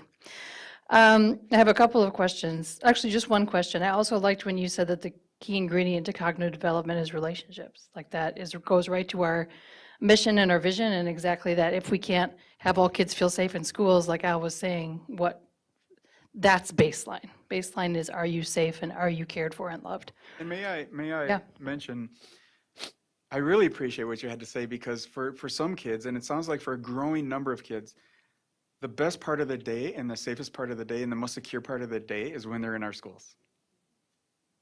We have to treasure that. Yeah, for sure, for sure. That begs the question of what do we need to change as an area, versus if you're safe in our schools and you're not safe anywhere else, what needs to change? But something that you said, maybe you can explain it a little bit more. You said no amount of increased effort, I'm kind of paraphrasing you here, so tell me if I get it wrong, can affect change when specialized training is actually what is needed. Yeah. So say more about that. That was in reference to the theory of action for the state assessment system that we have in place. The big idea was we just need to hold teachers accountable. And the best way, the cheapest way to do that, just put a test in every classroom. If teachers know that we're watching through the test, they'll work harder. They'll make better decisions. They'll be innovative and they'll try things, right? But what that ignores is it's not just a matter of working harder, because we thought if we stamp schools with pass, no pass, people will be incentivized to work harder, and working harder will help kids learn. That is a fundamental misunderstanding of human development and learning, right? Because what it takes is an understanding of human development in teaching and learning. And those are specialized skills. They're particularly specialized skills when we're working with students that have limited formal education or interrupted educational experiences, when they're experiencing trauma, when they're learning multiple languages simultaneously. Because our students aren't, our immigrant students aren't just learning English, they're also learning their native languages and trying to develop in their cultural traditions and with their families and communities. So we have multilingual learners. It's not the same as the traditional models of bilingual education or English as a foreign language or second language learning. There are new models in place. There are new strategies and new techniques. And so it requires some specialized training. It requires specialized training to really be able to make use of assessments for formative purposes. The marketplace is flooded with so-called formative assessments. And the suggestion is just take this formative assessment, put it in your class, and everything will be great. You can't look at an assessment and say, oh, that's a formative assessment, because it doesn't become formative until it changes the way teachers teach and students learn. It may be called a formative assessment, but it doesn't become formative until we use it to enact change. And so it's not really the assessment that's formative, it's our practices that are formative. That requires a different way of thinking and a little bit of specialized training. One of the most common mistakes that teachers make, just as a very concrete example, with so-called formative assessments, is they'll give out the formative assessments, they'll collect them, they'll grade them, they'll put scores on them. When you put a score on an assessment, it is no longer formative, because students do not look past the score. And the score indicates this is what you've learned, learning is over on that. And that misses the fundamental idea of formative uses of assessment. Formative uses of assessment do not get scored. They are vehicles for teachers to have conversations with students about their thinking. A little bit of specialized training. It's not work harder, because that's what the tests expect. And this is what stresses people out. I am working harder than ever. It's not about working harder. And that's what stresses people out. Yeah, I just want to say one thing to that, and then I can pass it to the next person. How how many times lately have I seen on any number of news sites like, why is there a teacher shortage? And I mean, if you go back to 2001 and you say, hey, we're going to hold you teachers accountable instead of, and it's the same thing we're doing to our students, we're going to hold you accountable to those MCAs instead of saying, we're helping your development. How can we help you develop? How can we bring you to the next level? It's just no wonder, I guess. And we've done it to ourselves. And so what I'm happy to see in this district, first of all, that we get to learn from you and from Donna. We know what not to do. We know what's not working, but because heck, we have a director of innovation, so we might as well innovate the way that we're helping with youth development. So, thank you. If I may, that is really the reason I'm here, because what I heard was this is a learning organization, and that this organization continues to learn how to do the business of teaching and learning. And so I've been really impressed with the questions and the fact that you all are dedicated to this. I can't imagine, particularly given the last couple of years, not only, I mean, who wants to think about teaching as a profession, but who would dare to take on the role of a school board member? So thank you.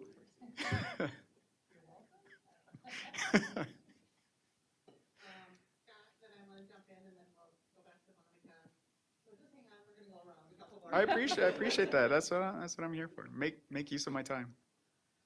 Some of our prior school board members were very interested in disaggregating the MCAs so that they could say, our white kids are just as good as Sartell's white kids, if not better. And it really didn't matter. I mean, we're 55% non-white. We are as we are. The other thing I was thinking about is state standards. We can't get our state standards through the state. I mean, the legislature is the most screwed up thing I've ever seen. And then you start looking at some of the other states like Texas. Their legislature decided that slavery no longer exists. They call it forced relocation.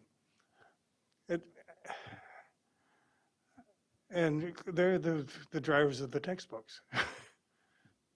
Yeah. Are we ever going to get state standards together? I mean, they've been working on that for years, particularly the social studies standards. Yeah. Got any thoughts on that? Those are heavy questions. Let me just reflect on your earlier comment. The best you can do for St. Cloud is to center your focus on St. Cloud and adopt this. What I heard from the conversations earlier, a couple days ago, I had a little preview.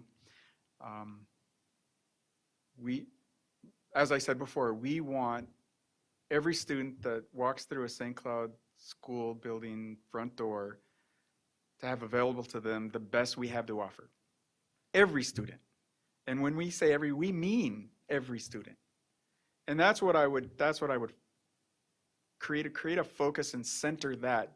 Be student-centered and be community-centered and be St. Cloud-centered.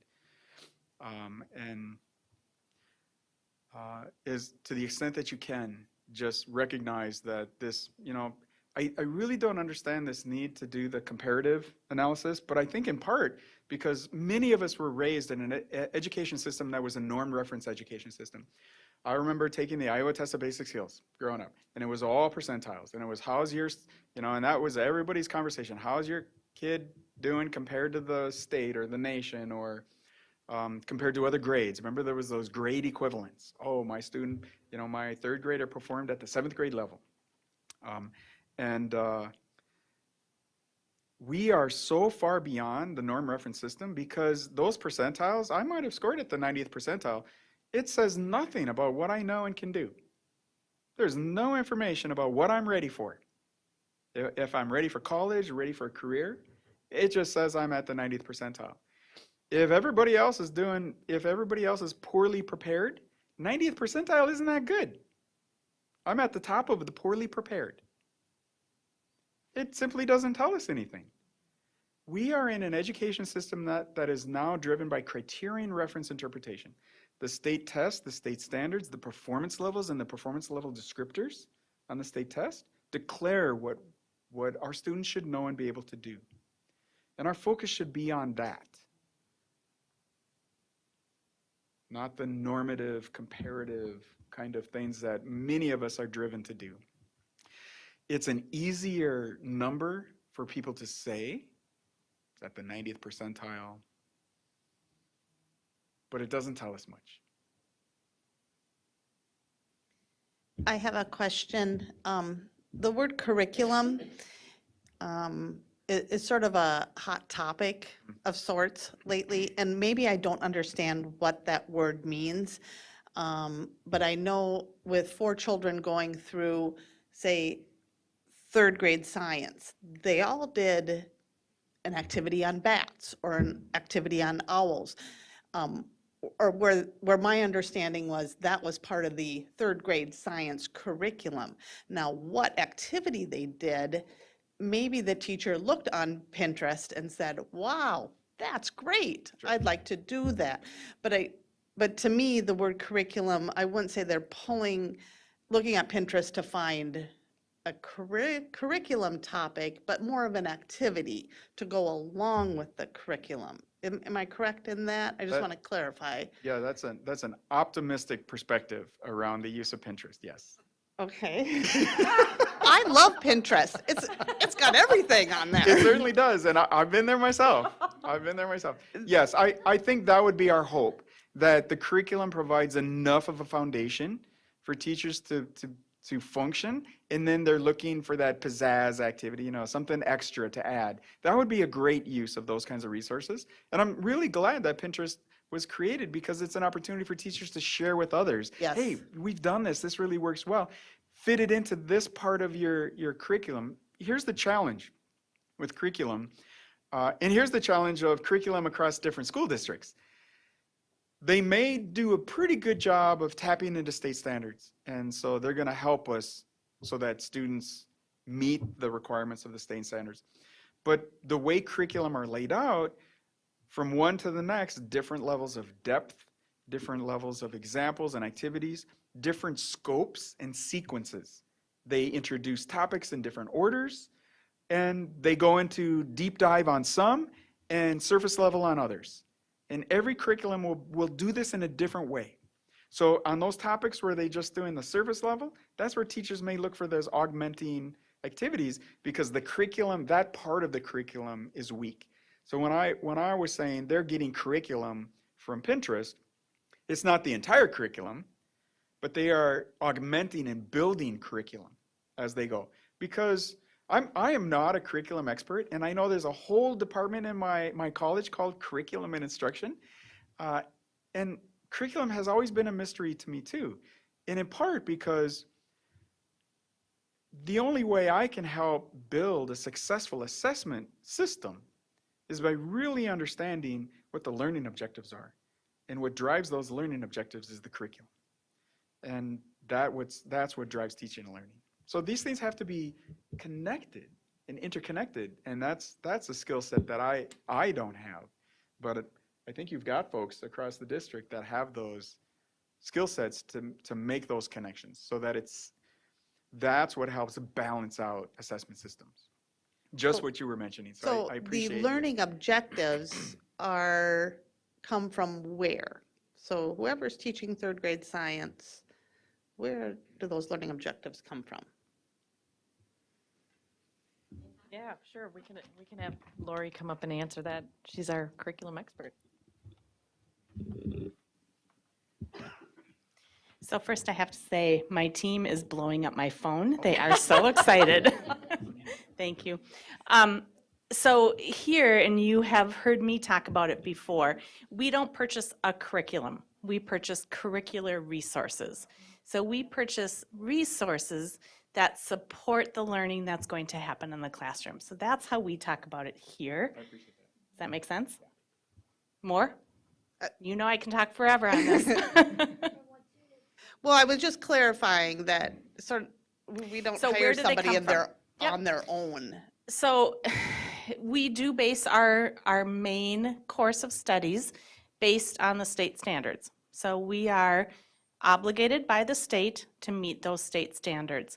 But we know that that's not the end all be all. We know that the state standards are kind of that end measure, and there are a lot of things that have to be taught along the way to get to that ultimate end of the state standard. So when we build our course, when we build our third grade science, what are we going to teach? We're looking at what are those state standards as our outcome, but also looking vertically. What do they need to know in fourth grade? So what are those skills? What are those pieces that they have to have ready to take them into fourth grade, to take them into fifth grade? What are those problem-solving skills that we're going to need? So it is a big picture.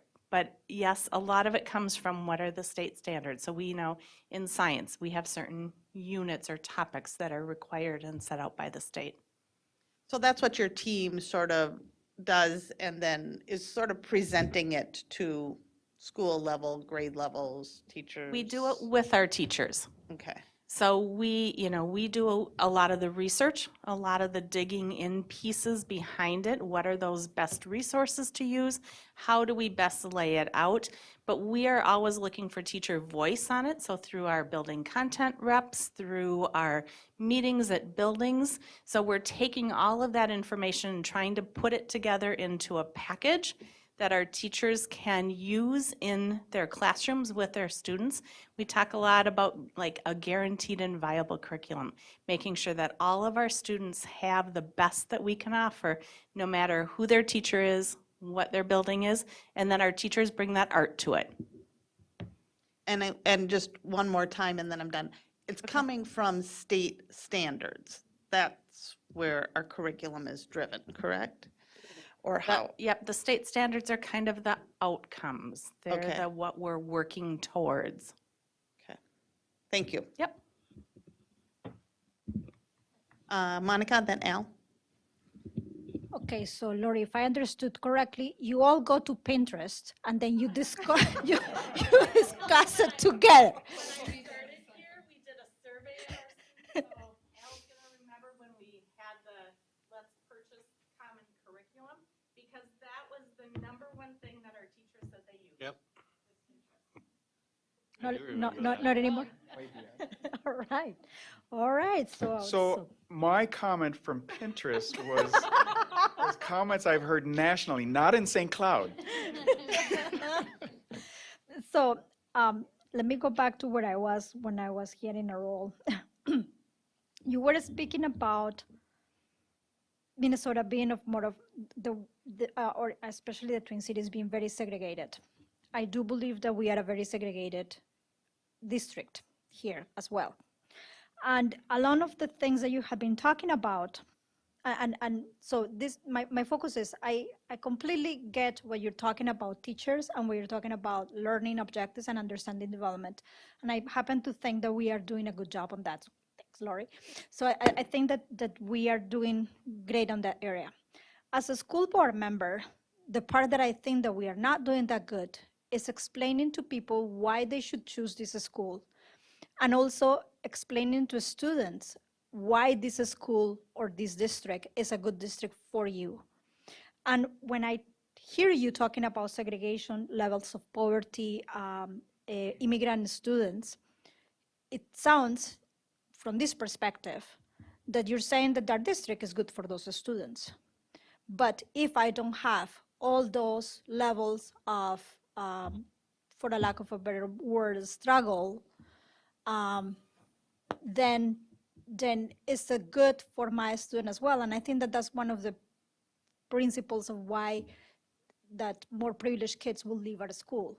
So I want you to speak to us about privileged kids within our district. That's one part of it. And how do we measure and speak about it? The other part of it is when you were saying that Let me see, what was that?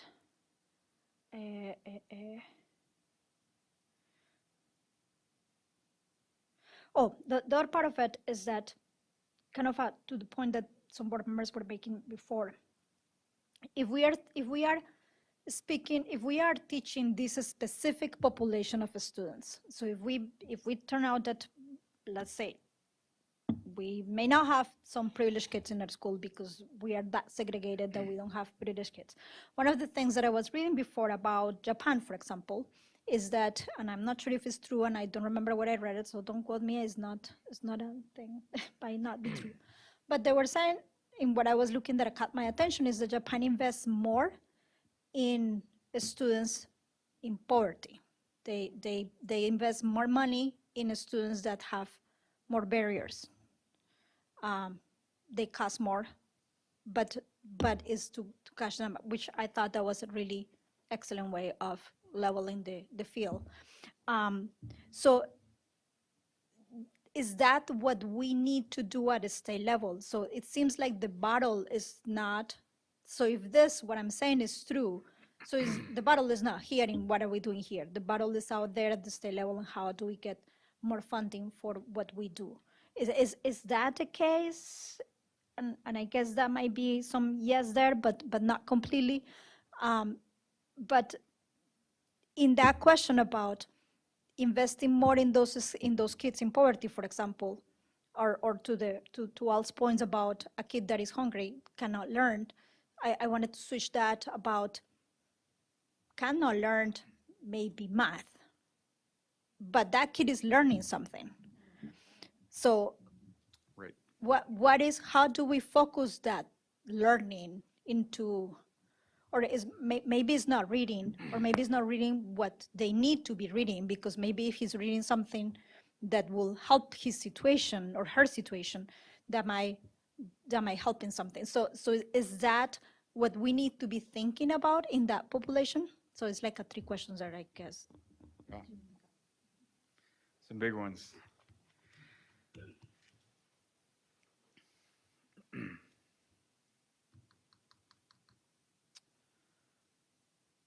I grew up in the neighborhood we called the Lower East Side of St. Paul, right up against downtown. My grandfather worked at the Hams Brewery, so that's the neighborhood. I went to a school that was known as, it was right down from Sweet Hollow. Sweet Hollow is an area where there were waves of immigrants, Italians, Irish, Mexicans. Are you? Mom went to Johnson, Dad went to Harding. And I was in the school with one of the highest mobility rates. And for a couple of years, I actually went to 8 schools from 8 to 12, from kindergarten to 12, single parent. Well, I didn't realize that I had compiled all these risk factors until I took sociology in college. And suddenly I'm like, wow, everything that I see as the richness of my development and growth are risk factors. In and out of my grandparents' home for much of 12 years, I lived in a home with 4 generations. How blessed I was to have my great-grandmother home when I came home from school.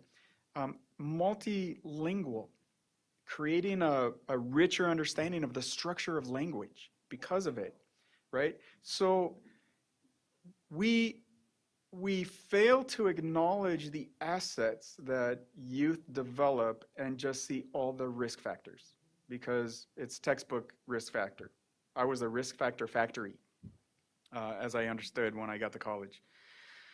My son went to Como Park High School, and it used to infuriate him when he was there. The years there were fights in the parking lot and fights down the street and fights at the bus stop, and for months there were stories on the news about fights. Well, he was in the band, and the band went to Stillwater, and they did a statewide band competition, and Como Park won. Was that in the news? No, the fight in the parking lot was in the news. We have got to reframe storytelling about what kids are accomplishing in our schools. And teachers know more than anybody what a student is capable of doing compared to when that student first showed up on day one and the advancements that they've made. And in fact, we see the greatest growth in reading in our immigrant kids. And how often do we talk about the incredible advancements in English language development and reading growth for students that are new to English?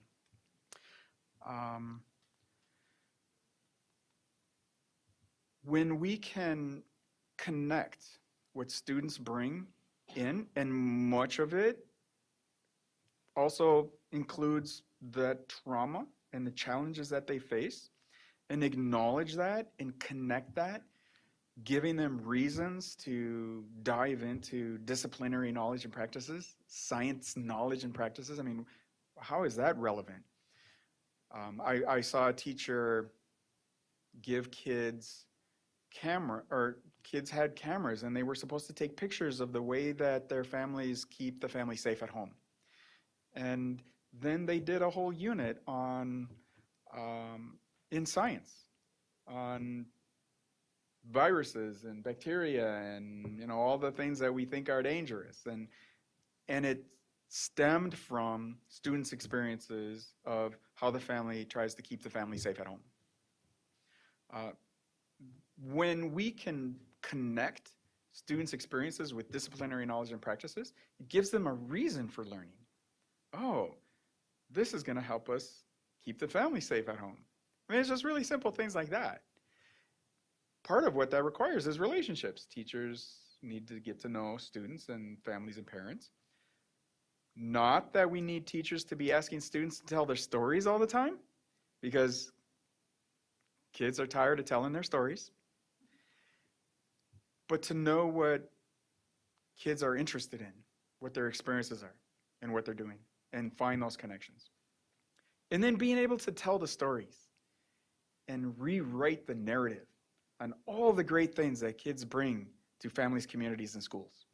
This is one of the things that I love about the Minnesota Student Survey, particularly in the latest versions. When I first started working with the survey, it was all deficit-oriented. It was all the bad things kids were doing, all the drugs and the gambling and smoking and risky behaviors.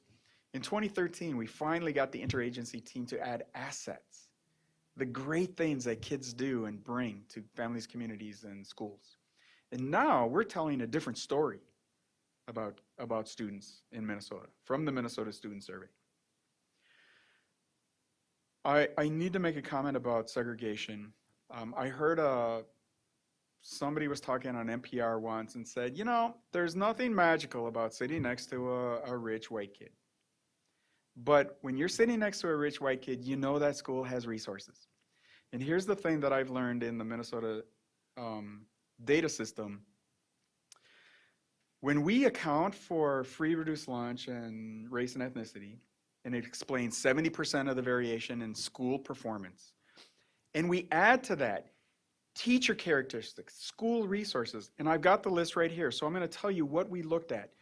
Teacher FTE, magnet school indicators, charter school indicators, student-teacher ratio,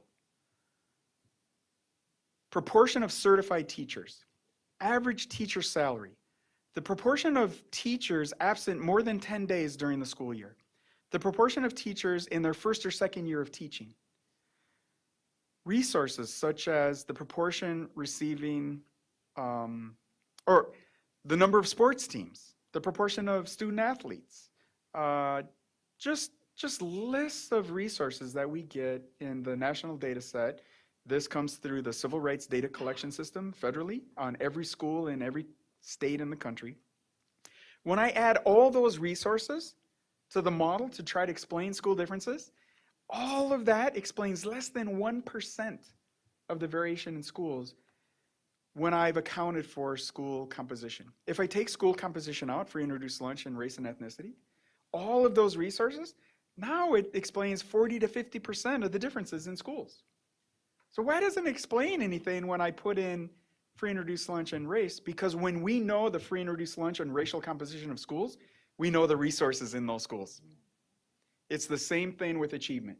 We rank order schools in achievement, we're rank ordering them in terms of composition. When we rank order them in composition, we're rank ordering them in terms of resources. The most complex, diverse, challenging schools have the teachers with the least experience, the least number of advanced courses, the least sets of resources for those students, opportunities for them. That's the negative part of segregation.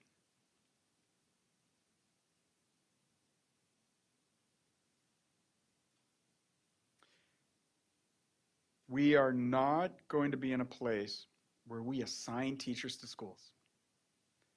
What do? We bus kids around. We mix up schools. And what does that do?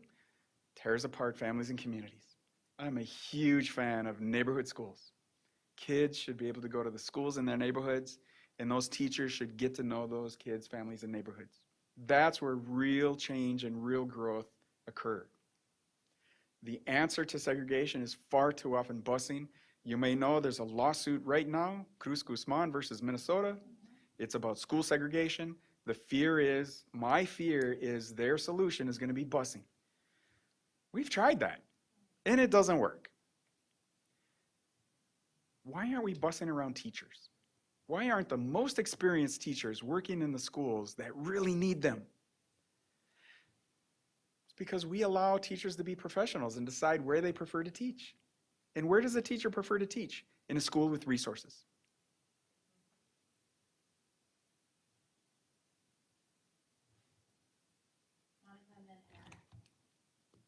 Just one follow-up on that one, promise.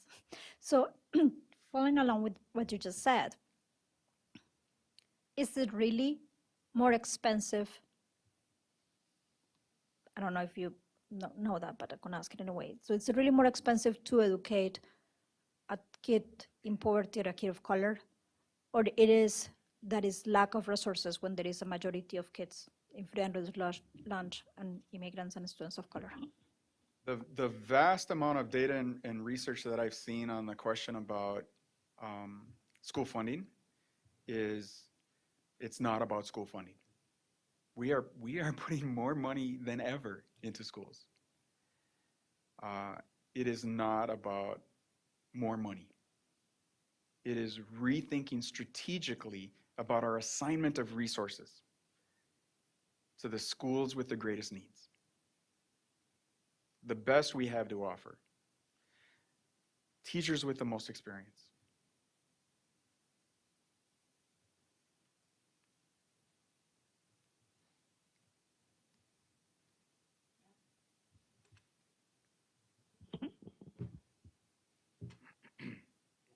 On the whole time. I hope I didn't say anything bad.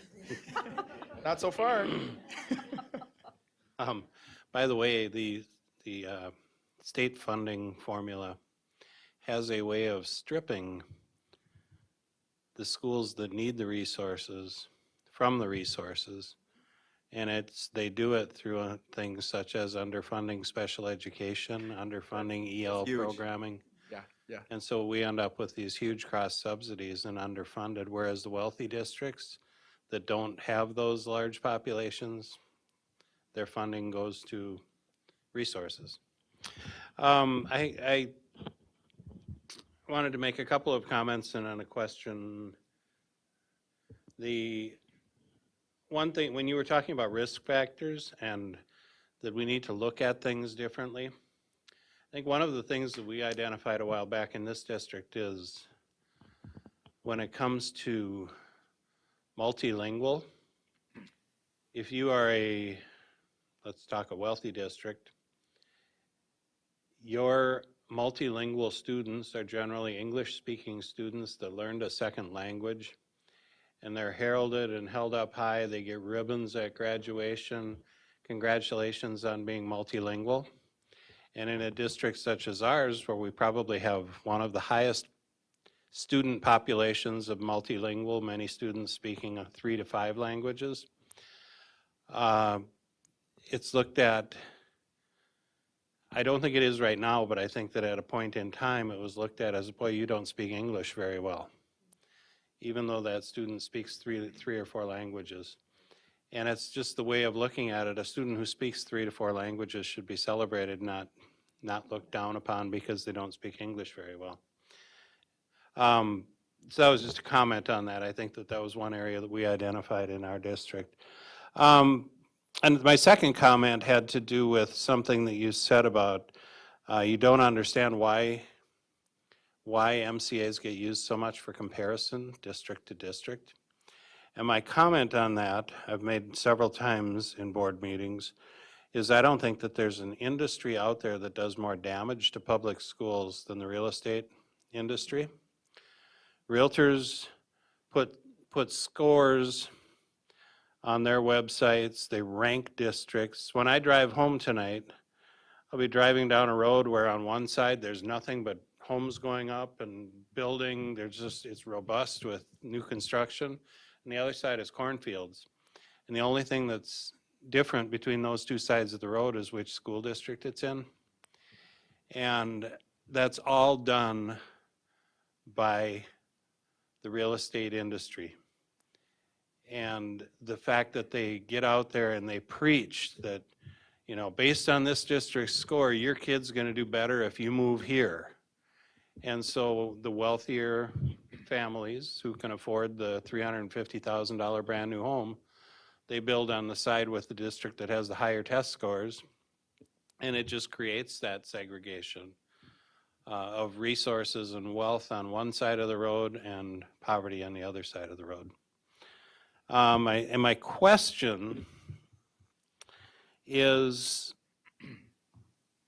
so with MCAs, we're comparing, we're testing a kid, and we're trying to determine how well they meet the state standards, or how well they understand what the state says they should understand at a certain age. How does that differ, and I know that it does, from the data collected in an IQ test? And isn't an IQ test probably more of a reflection of what the success, the ultimate lifetime success of that person or that person, and just navigating all of the difficult things and being able to, you know, a person with a high IQ can come up with solutions to things and navigate life in a different manner. I mean, and maybe I'm wrong on that. Maybe I'm completely off base, but there has to be a different way of gathering information for those two things, and a different way of assessing and measuring. And is there any So that's parallels? It's a good question.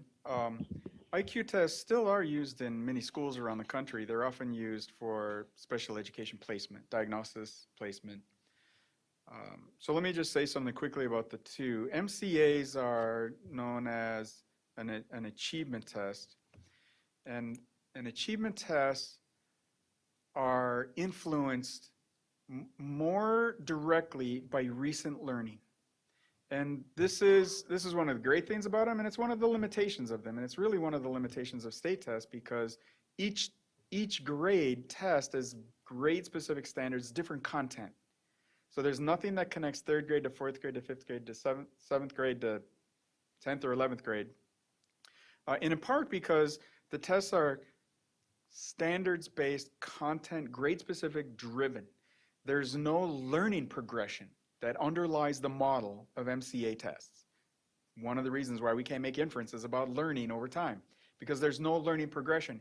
Even though in math, reading, science, there are learning progression models.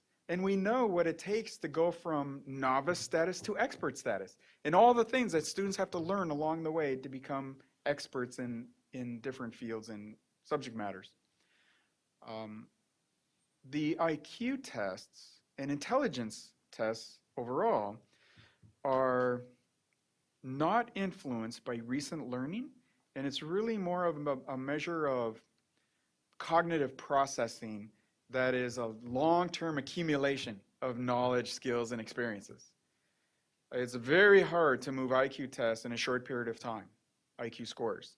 It's very easy to move achievement scores in a very short period of time. You know, you just do your crash course study and you can learn knowledge and content. But cognitive processing and problem solving, unique solution strategies. The other big difference, MCA is 40 questions. The IQ tests are hours of assessment with one-on-one with an assessor. Much, much more expensive. The IQ tests are scored by humans. MCA is scored for less than a penny by a machine.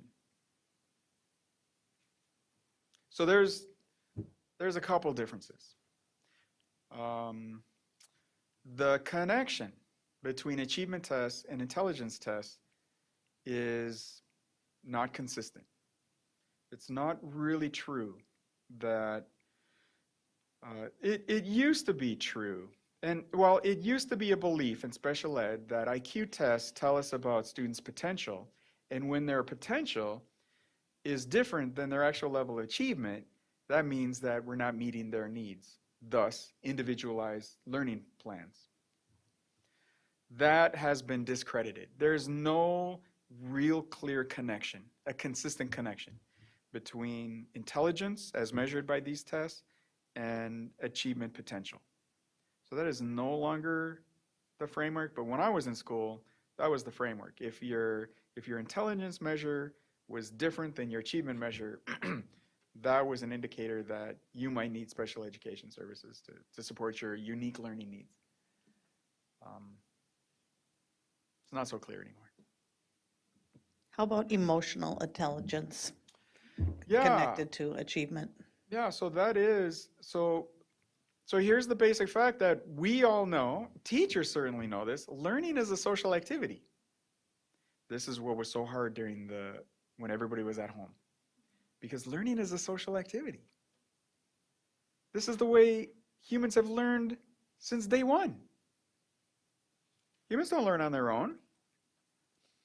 And there is no learning model that suggests the best way for humans to learn is to group them in age-specific groups and then treat them as though they're different. Because throughout humanity, small children learn from older children learn from older children, and we all learn from our elders. Yet we have separated everybody into these grade-specific for efficiency and because it's cheap. But the real challenge we're facing is the fundamental construction of mass education. It's simply not consistent with what we know about human learning. Human learning is a social activity. That requires social awareness and self-awareness, self-regulation, emotional understanding. All of those competencies are intertwined and they co-develop. The young people in our care are developing in multiple ways, not just cognitively and not just in terms of achievement. And when we ignore other forms of development, we undercut learning because that development co-occurs. They're intertwined. They cannot be separated.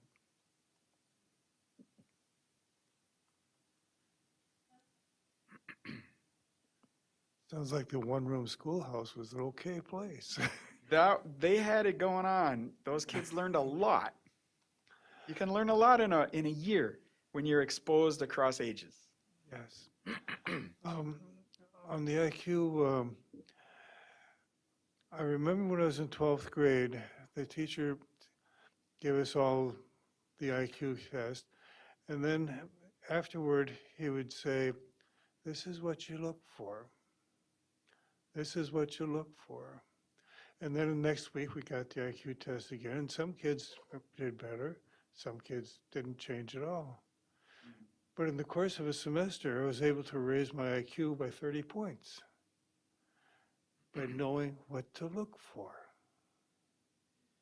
So let me add to that, because there is a thing called test wiseness, and it's a real thing.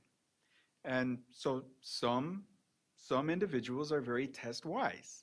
They know how to take tests. They know how to read a question. They know what to attend to. They know what to look for.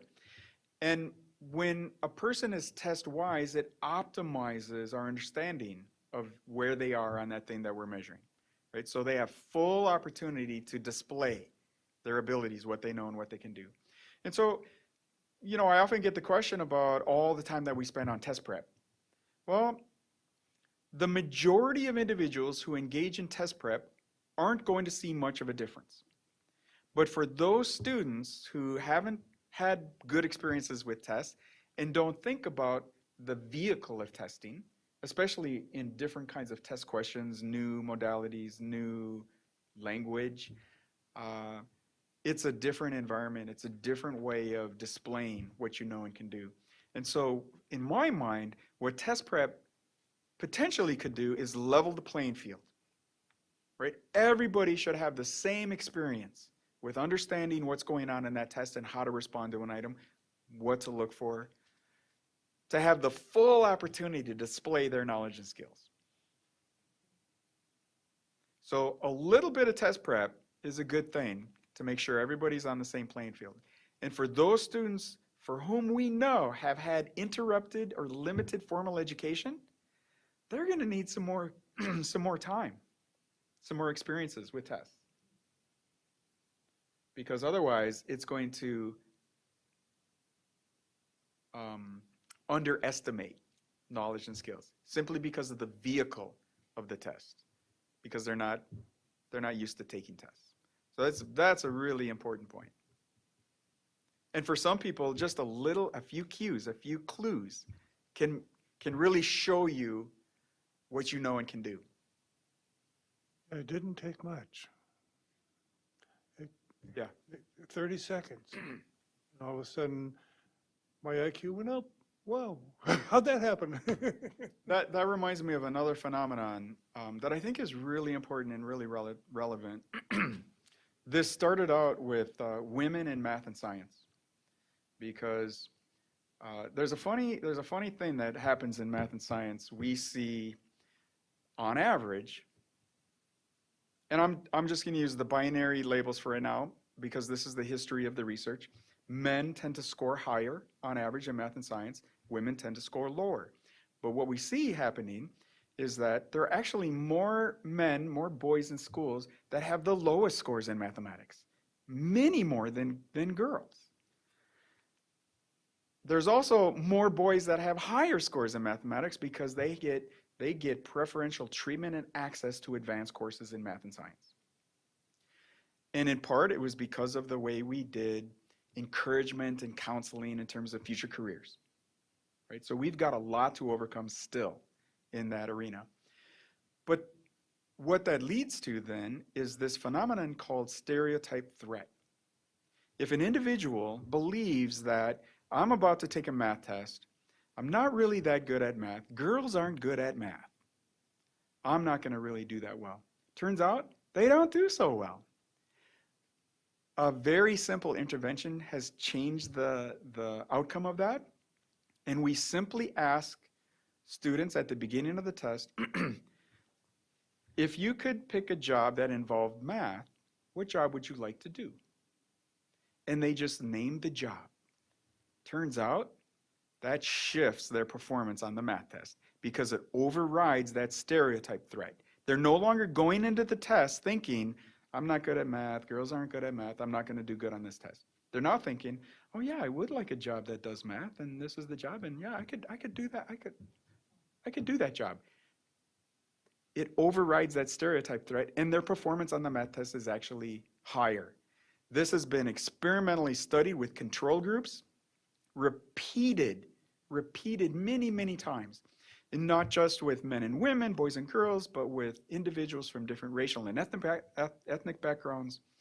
And it's because of the socializing and the messages that people get repeatedly about what they're capable of and what they're not capable of, and the messages that we give them. I mean, how many times do we have to tell kids they're not college ready? When in fact, I'm not even sure what college readiness is. Because if I think about who comes to the University of Minnesota, people come to the university for all kinds of things, not just math and science, and some come to do art. Some come to do music. Do you gotta be proficient in MCA math in 11th grade to get a major in music? Some come to the university to do sports.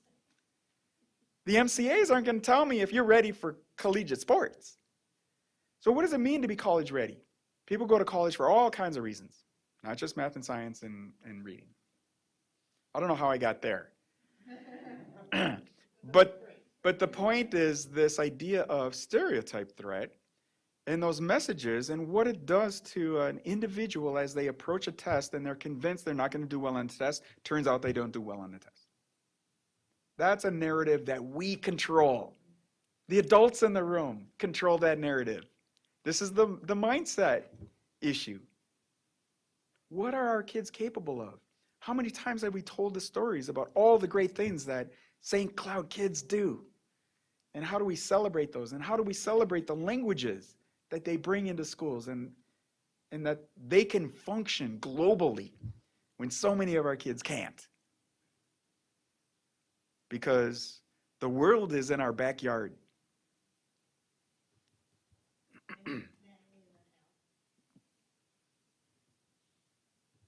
I just have been thinking a lot about interrupted education and how we really talk about our, refugee students or some of our immigrant students having limited or interrupted education. But some of my kids' friends have had the same story that you have, where they've had, 8 years of school and they've been in 8 different schools. They might just not come to school for the last 2 months because their parents are eventually going to leave and go to another state. I mean, these are actual students in our buildings that I'm talking about. And so it also just reminds me that certain stereotypes are for certain groups of people, but really it seems to me like interrupted education could mean if you are hopping schools once or twice a year for 8 years and having students at my house that are my kids' friends that have dealt with that, and they're like, what's the point? Because I'm just going to go to this new school next year and maybe in a new state, and then we're going to learn something totally new, so there's this, because of the way that, they didn't choose that, right? They didn't choose to be born into that family and have those issues, but there's just, it's the look of defeat on their face that I think that is the most scary to me to see, a 7th grader or a 6th grader or even younger, just like, it doesn't matter. Because why does it matter? And then what do you say to that? Because come and live with me and you could stay in the same school district, that's not going to work. But yeah, I just wanted to say that about interrupted education. Yeah, so if I may, there is an organization out there, I think they're called Education, Equity, and Excellence. It's 3 E's. They have this system where they have students go through this kind of like a checklist of all the daily experiences that they go through. And they turn what some of us might see as lots of risk factors into potential 21st century skills that employers are demanding. Employers are demanding cross-cultural communication, teamwork, adaptability, innovation. And those kids with interrupted educational experiences are developing cross-cultural communication, adaptability, teamwork, innovation, just to survive day to day. Now, I'm not suggesting that we turn every trauma into an asset.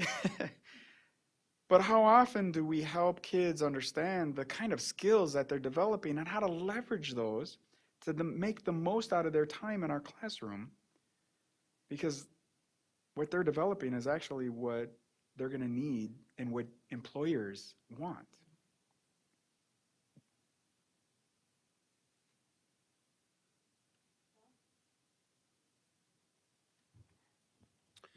So my question is going to be, let's look at MCA scores.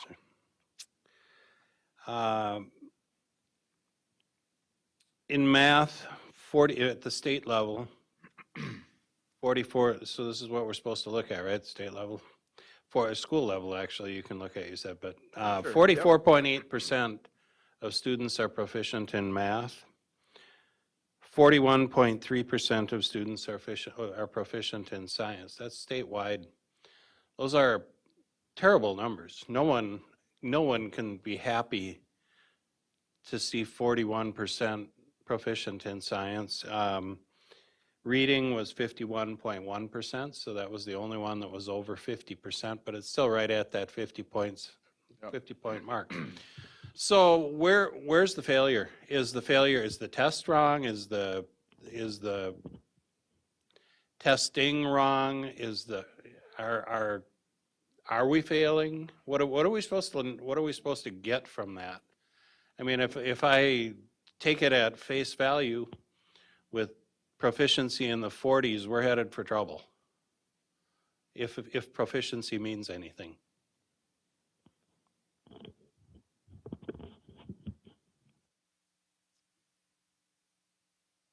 Yeah. So this, your questions are like blowing me away. I wish, this is like a master class in measurement. And I might ask for the recording because you all are getting like 5-6 weeks of measurement tonight. You should be getting credit for this, right? Graduate level credit right here. Not to mention, you're really putting me to the test. This is where I would rely on your content specialists, the math team and the science team and the reading team. And this is where you do the analysis of, so what are the state standards and which standards are being measured on the test? Because as I mentioned before, not all the standards are covered on the state test.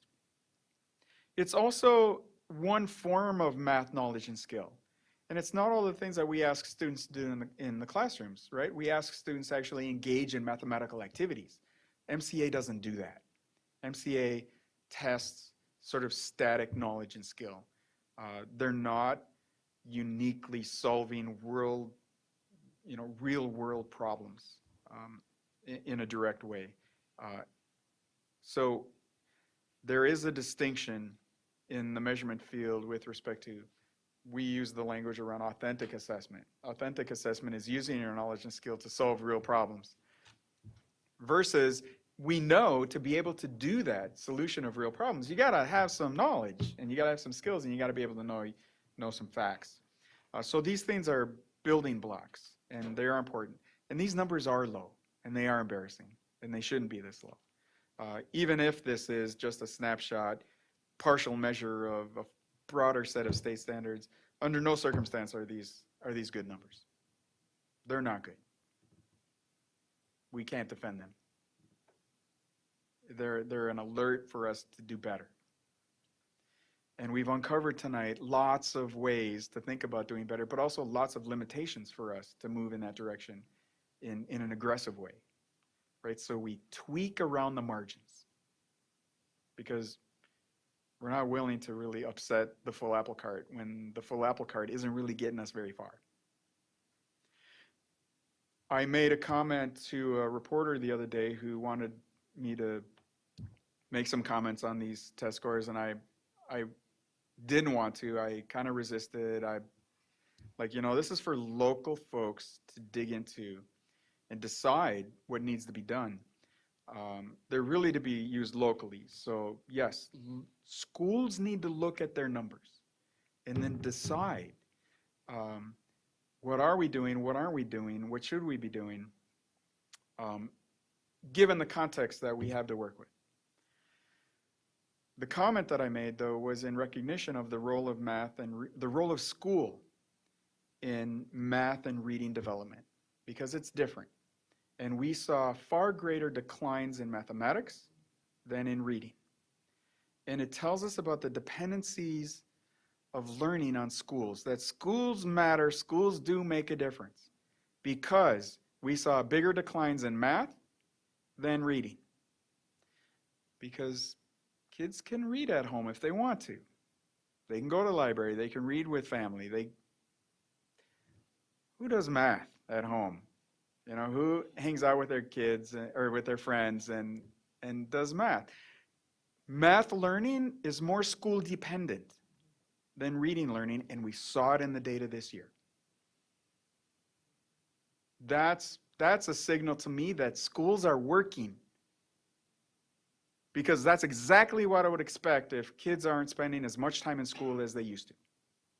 Bigger declines in math than in reading, and it's exactly what we saw. Tells me schools are working.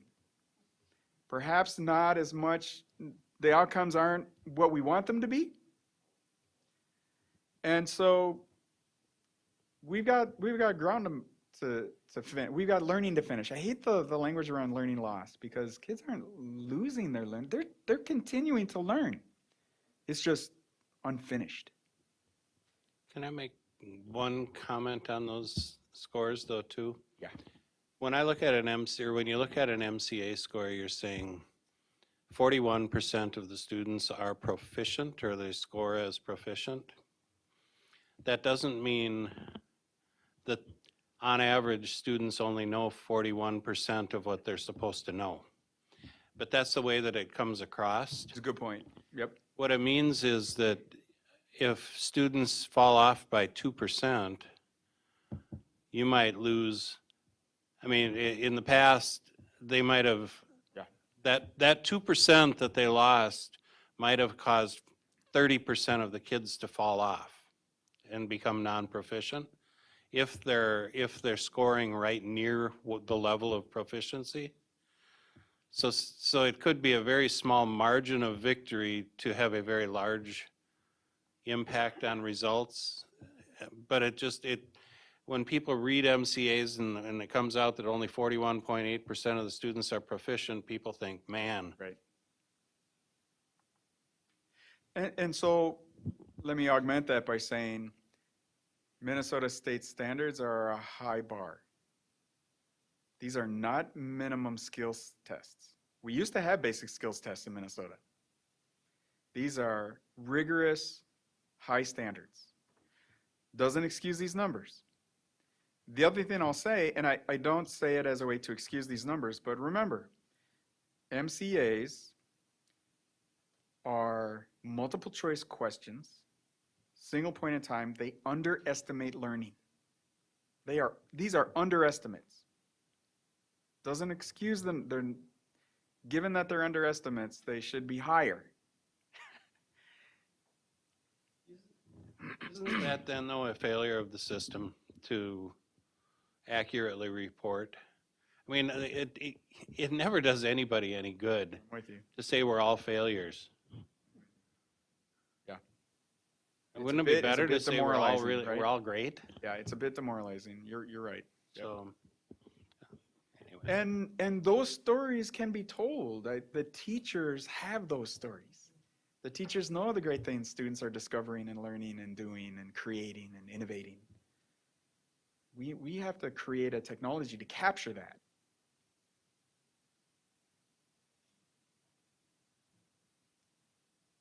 I don't want to make excuses, but I only speak English, and if you gave me a test in a language that I wasn't proficient at, how do you think I'm going to do?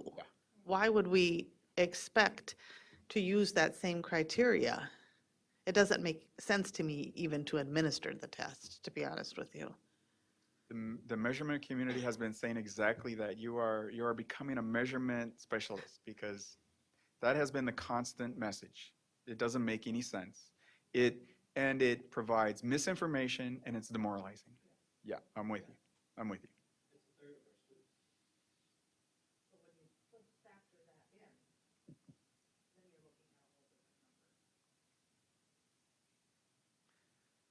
Yeah, and I did want to make a comment earlier too about what we know about learning a second language.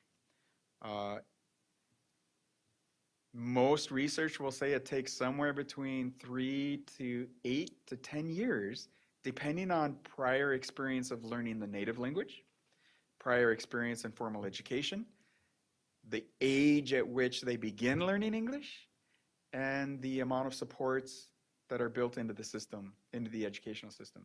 So there's a huge variation in terms of what it takes to learn English to the level at which the content is easily accessible and I can actually tell you what I know and can do.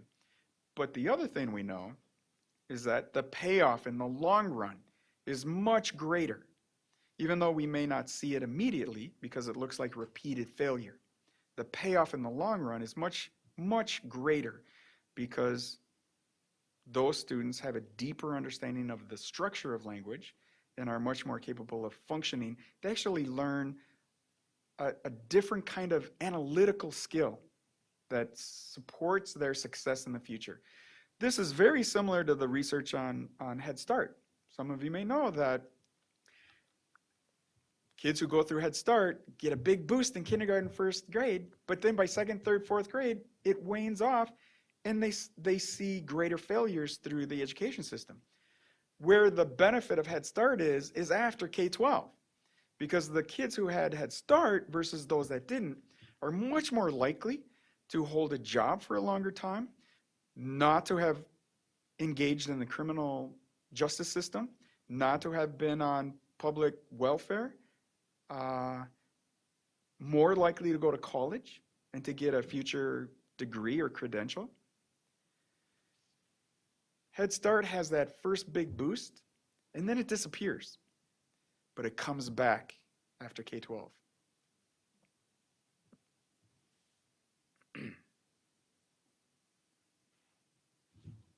This has been wonderful. Thank you for coming. Thank you guys for finding him and bringing him here. Thank you for your time. This For was the excellent. invitation. Yeah. I just want to say thank you, Dr. Rodriguez, for coming up to St. Cloud. This probably reflects my lack of understanding about your discipline, but what you talked to us about was heart and soul in education. And I don't always correlate that with the field of measurement and numbers, which again probably speaks to my ignorance of the field. But hearing your information and your messages felt really reaffirming to me, to this team. I've been getting lots of texts, and I am just deeply grateful for the student and teacher advocacy that we heard from you tonight.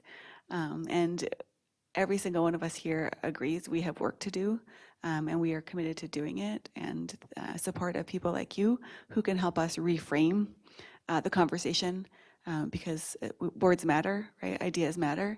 And so giving us that boost to continue and to do that work even more effectively has been really an honor tonight. So thank you. Thank you. It was really a pleasure, and I am reassured that St. Cloud is in good hands.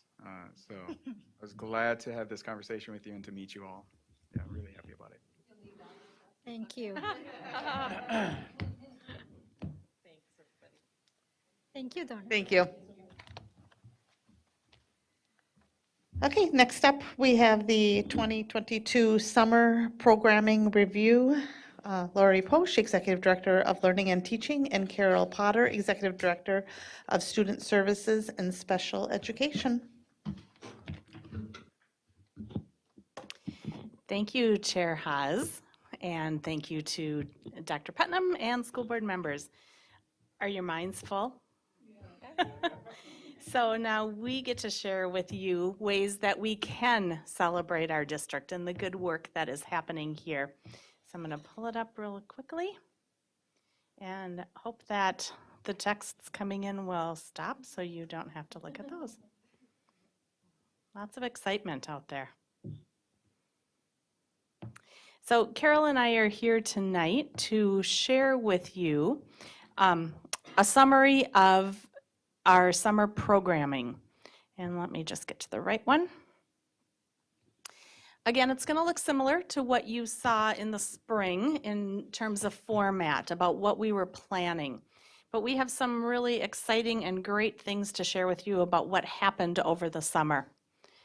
As you know, we always start with our mission and our goal to... I have the wrong version up.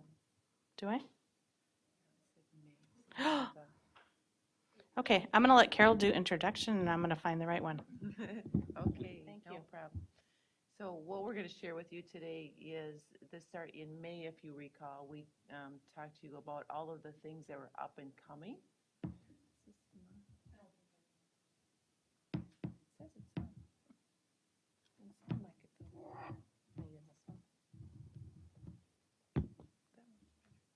it's on. Okay, one more time. In May, we talked about all of the things that we were planning for the summer. And now we're just going to recap that for you this evening of all of the wonderful events. It has been amazing. It has been more than we ever anticipated it would be. And so we're really excited to share all of those pieces with you tonight. Sounds okay. And maybe they can. I put the wrong one in the trash. So we know that we are always focusing on fulfilling our mission, and we heard Dr. Rodriguez talk about our focus on all students, and we do that through the summer as well. Our elementary program this year, if you remember, we talked about it being theme-based, and it was held at Discovery and Madison for our students in grades K through 5. We served 240 students in our summer programming with 48 staff. You can see here one of our partners who came and presented, the Raptor Center. So our students were able to experience a lot of outside events and companies as well. We're going to show you a lot of pictures, so you don't have to do a lot of thinking. You can just do a lot of enjoying our students. Here are some more of our wonderful elementary students. In addition to the Raptor Center this year, our students participated in some hands-on project-based learning. We worked with the St. Cloud State University Economics Department. We had activities through Camp Invention, Reading Corps, Lego, Scholastic, and PackRat, just to name a few.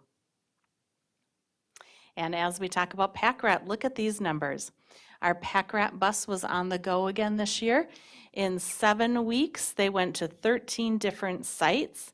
They served 1,855 children, and 5,147 books were checked out this summer. At our middle level, our targeted services program, if you remember, was called Crush Academy because it served students from both sides of town. It was held at Tech High School for our students in grades 6 through 8, and its focus was on enrichment and extension. We served approximately 100 middle level students in this. Again, a lot of activities, a lot of variety of experiences. Our students were able to participate in an activity called Hearts in Action. We had something called No Limit Painting. Jiu-Jitsu of St. Cloud, United Way, our 21st Century Learning Grant. And I want to spend a little bit of time talking about an experience that our students had called the Lion Man Project. Some of you may have heard about this or have participated in the community event. Our Crush Academy, if you remember, was for students who hadn't passed at least 2 trimesters of language and math. And our language arts, one of the activities that our students did with Lion Man was to actually write and create comic books and comic book characters based on real world experiences. I put 2 quotes up here. One came from a family member who said, "This is amazing. This is exactly what we need for the young people in our community." And one of the participants said, "Not only do I exist in my community's future, but I'm transforming it." That's the power of some of the programs that happened. You can see in the lower right-hand corner the community event. United Way and our 21st Century Learning Grant brought in Eric Dondo from St. Cloud State University to facilitate this. But he also reached out and worked with several published authors around the country who our students were able to connect with, so comic book publishers and authors. The community celebration was held August 25th, where our writers, our creators were there at the Stearns County Historical Museum. If you did not get a chance to see it, all of their work will be on display through September 30th. So go and celebrate that with them. At our high school level, we had our Rising 10th grade program, and this was for Apollo and Tech students. This was for students that we really wanted to give a good first experience, students who maybe had some challenges in the middle level. So 25 students came together with 4 staff members. It was held at St. Cloud Technical and Community Colleges, and our students were able to earn some credits. So it gave them a head start on having credits as they enter the high school next year. This was funded by the Office of Higher Education. And then at McKinley, what we typically think of as summer school, our high school, participated in credit recovery. Again, this was for students at all of our high schools. It was housed at McKinley, and they served, and this is the wrong version, they served approximately 800 students. So that little correction didn't get made in there. They prioritized co-teaching, so they hired this year some EL teachers to work with our students and to support them through some of the credit recovery. Also had one of our triage staff members on site to support the social emotional learning.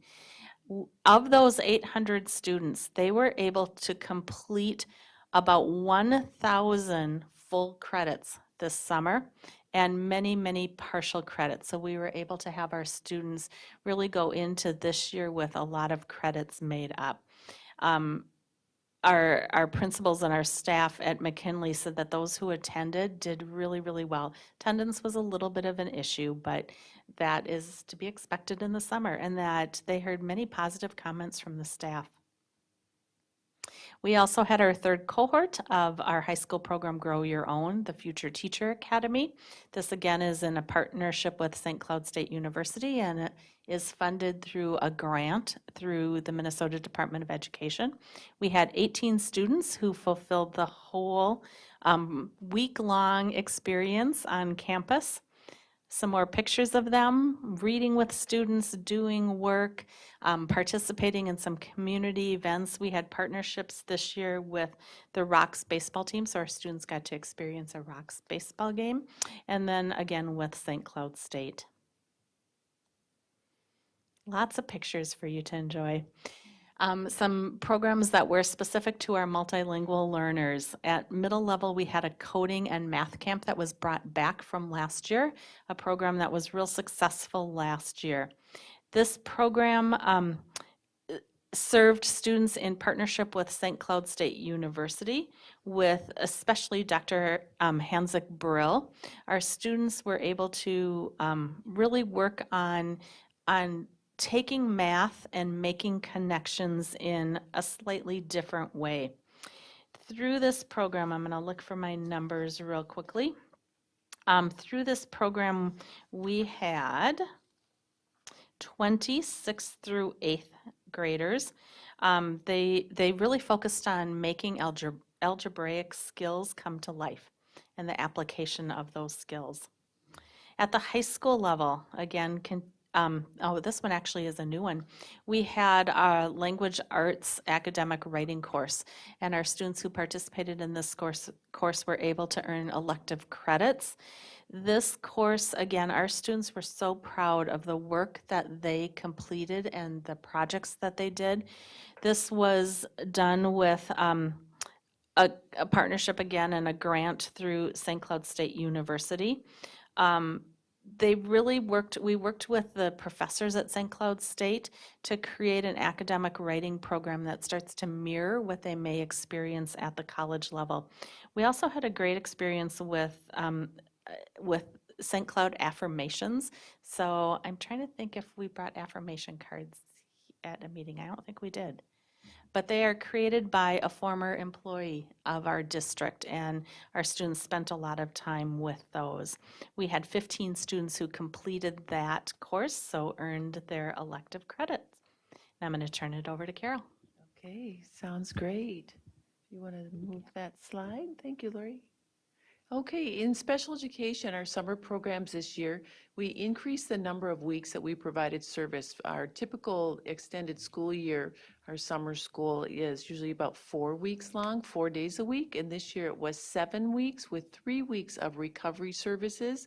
If you recall, in the spring, we talked about House File 2, which was a statute that was created that we were providing additional services for students that may have experienced some learning loss, even though I know Dr. Rodriguez said, don't call it learning loss. but they may have not had the same opportunities during distance learning that they could have, and so we were providing those additional services. And so we served about 500 students over the summer in special education and student services, again, Monday through Thursday mornings. And it was a great collaboration this year, as it is in other years, but over 7 weeks. Imagine the number of teachers that were teaching and the number of non-licensed staff that supported students, and nursing, transportation, itinerant staff across. It was really a great endeavor together. Next slide. Looking at some really fun summer fun. On the left-hand side, the kids were making, those are actually socks, so they were making sock animals with that and doing some things that were really creative over the summer. They may not typically get the opportunity to do this during the school year, and so they did really fun things. They did a lot of painting, they did a lot of creation, a lot of creative writing, and some opportunities to do a lot of play together as well. Extended school year, then, this is that ESY that I was talking about. So in 3 different locations. So early childhood at Quarry View, we served about 79 students. The elementary was located at Oak Hill. We served about 115 students. And then the secondary was at Tech, along with some of the other programs. Served about 75 students in the extended school year. And you may recall that students qualify for extended school year in a few different categories. And so if a student shows that they may have regression over a long break, maybe the winter break, that they come back and their learning isn't as fresh as it was previously, that would qualify a student for extended school year. And if a student has some unique need, it may be a medical need of some sort, a unique learning need, that would also qualify them for extended school year. But not every student who is served on an IEP qualifies for extended school year. Okay, the recovery, the 3 weeks of recovery services that I described, again, they were at Quarry View, Oak Hill, and Tech, and those weeks were themed. We had a week of language arts and writing, we had a week of math, and then we had a week of transitional skills, and the itinerant pieces, services provided like speech as well, and DAPE. And so 3 weeks of that, and we served about an additional 262 students during those 3 weeks. Okay, supporting all of those pieces underneath. So all of the things that Lori has mentioned, all of the things that I have mentioned, it comes to student services components, where we were offering chemical health support at that Crush Academy that Lori was describing. We also offered mental health support for students in summer school, that credit recovery offered at McKinley. And then our triage team also provided early childhood, birth to 3 social emotional assessments and family support and throughout the summer. So we'd also be supporting not only students, but be connecting with families and get them the medical services that they need. And then underneath all of that is 14 nurses that have supported throughout the summer, wherever the kids landed, whatever building they were in for the different pieces, and sometimes outside of a building too, right, Lori? The nurses were there supporting the kids' medical needs as well. In addition to student services and special education, our community education and adult basic education opportunities did a lot of great things over the summer. They served an additional 286 students, about 7,600 hours of learning, and they had 12 GED graduates over the summer. Community Ed also provides the Pearson VUE tests, which are teacher tests, MTLE tests. There are some para-pro exams that take place all through Pearson. About 300 of those have taken place, and then 60 GED tests were also administered. So Community Ed and Adult Basic Ed, very busy as well. And you may remember, is it going to go on? There we go. You may remember that this year we had some additional opportunities where we could do some activities with partner programs. So we sent out application information to many, many community partners, and we had partners who wrote applications to receive some support, both financial and some training support. So I really want to focus on two of those that happened this summer. The first was called a SPACE program, and this was through our Center for African Immigrants and Refugees organization. This program served 75 of our students with about 20 staff members. And then our Align Learning Center program or partner program served 50 students with 10 staff members. And both of these programs really focused on literacy and math. And here are some pictures of some of the students participating in those programs. So not only just our staff providing programs, but also through the additional funding that we had, being able to really do some close partnerships this summer. So we just want to end with a huge thank you. As we shared with you in the spring, this doesn't happen overnight. The programming starts planning months before the summer with all of these different groups of people. So transportation and operations, nutritional services, our administrative support, our district departments, health services, the teachers and paraeducators who worked over the summer, our partners, and most importantly, our students for committing to improving themselves, to having some different experiences. So a question for you, did anybody add how many students we talked about? It was around 4,000 students that were served in summer programming this summer. So thank you for supporting us as we supported our students. Any questions?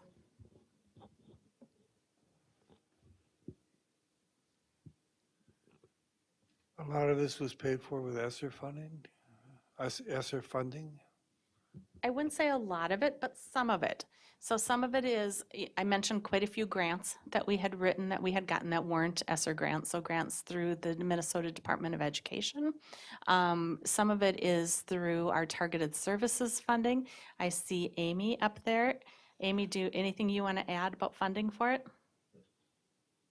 Yeah, so Lori already mentioned a few of those specific grants, but a big portion of it was coming, not necessarily ESSER funding, that's a very specific kind of portion of the COVID funding, but a lot of it came from summer-specific money that was allocated, that was also federal COVID money, expanded summer learning, and summer programming revenue.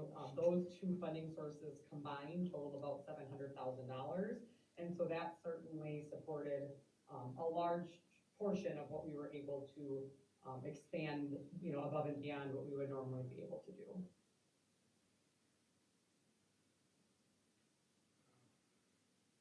Thank you. If you take a full year ninth grade math, how many credits do you earn? 2? 3. 3? So for a full year, you earn Trimesters. 3. Yep, one Okay. each trimester. Okay.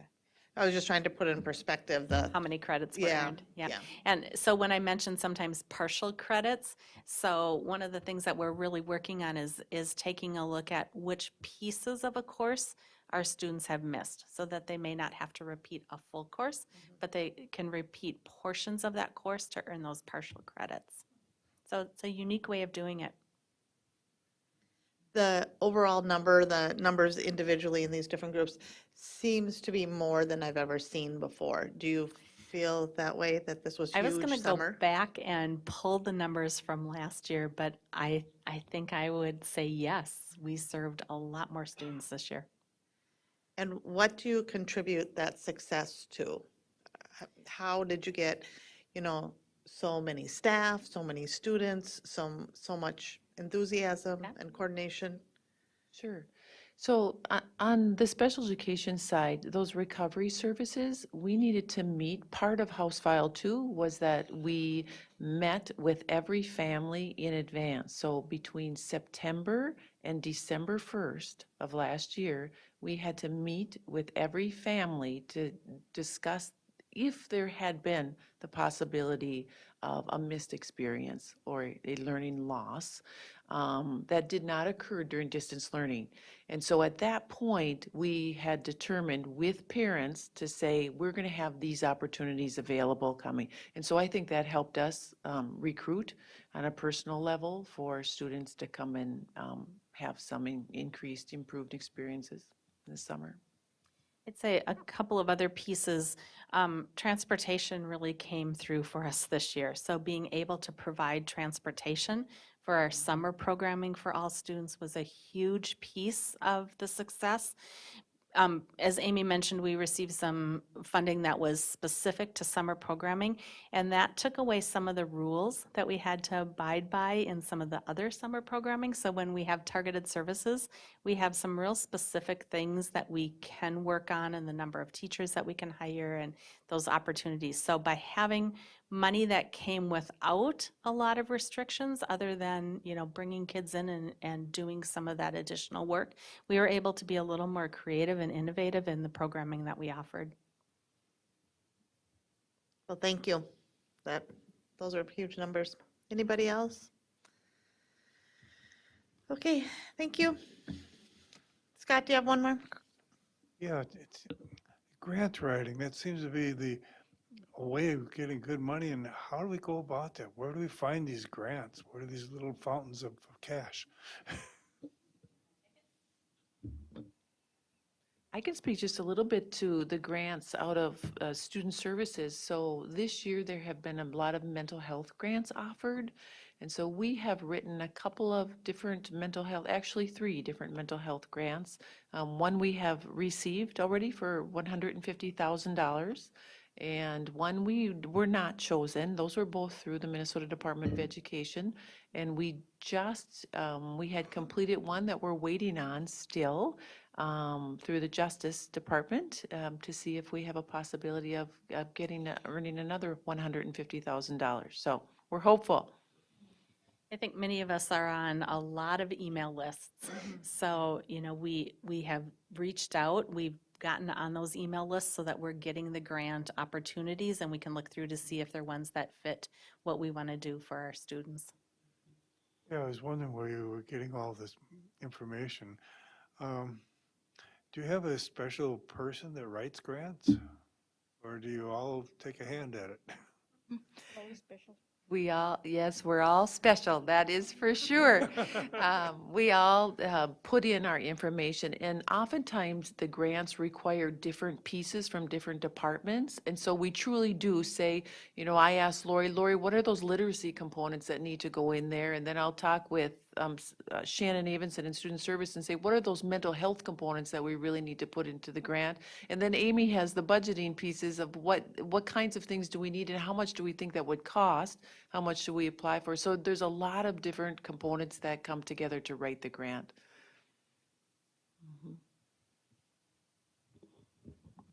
Thanks for doing that, because I'm sure you're busy even without that, and then to add that on to bring success here. Thank you.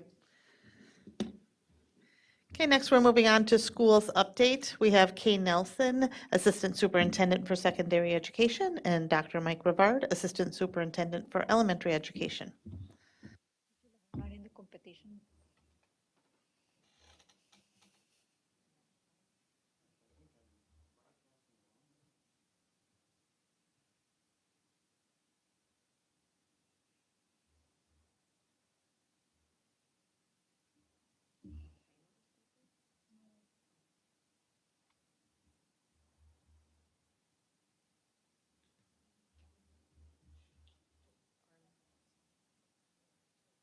Far left from the beginning.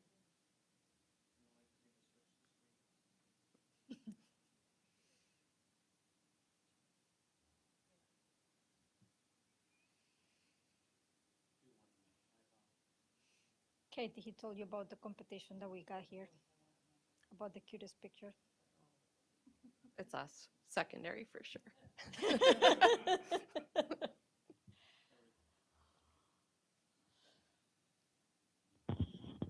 Good evening, Chair Haas, Dr. Putnam, and members of the board. Assistant Superintendent Nelson and I are excited to provide you with highlights of our back-to-school events and activities. So as we all know, this past August, our district leadership team put Dr. Putnam's vision of visiting our kindergartners and new students to welcome them to our school district. The swag bags and those things that we provided to our families was a wonderful way to bring our newest students into District 742 and kind of set the stage for how we came back to this school year. So we'll start our back to school presentation with our preschoolers. Today I was able to be out about and visiting schools. I was lucky to be with our incredibly dedicated staff over at Coreyview when we brought our youngest learners in.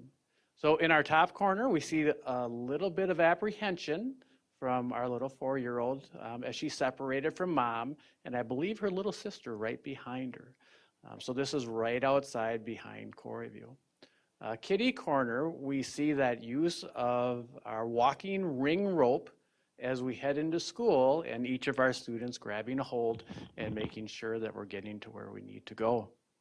Our other two pictures show our new students as 4-year-olds getting their lockers, and then our student up in the top right-hand corner getting his badge for the day so that we don't forget our name and why we're here at school with our friends.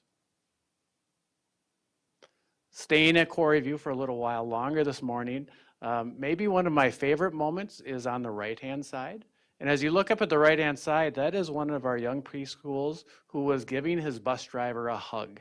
And at first I thought that he would not let loose from this bus driver. I was afraid it was a grandpa, and I wasn't sure. But in the end, after about 1.5 to 2 minutes, our little boy came down those stairs to the waiting arms of that adult to bring him back into school. And then I was struck by the picture on the left-hand side of one of our staff members, and it impacted my way of thinking about preschool this morning. Her t-shirt says teach, accept, understand, and love. And those were the things that I was seeing as I was heading away from Coreyview this morning and seeing that love and support that we're giving to our youngest learners. But finally, as I was leaving, I saw this handoff, and this precious handoff of a parent to her preschool teacher, and those big eyes showing us an example of a student get ready for the adventures that was going to happen for today.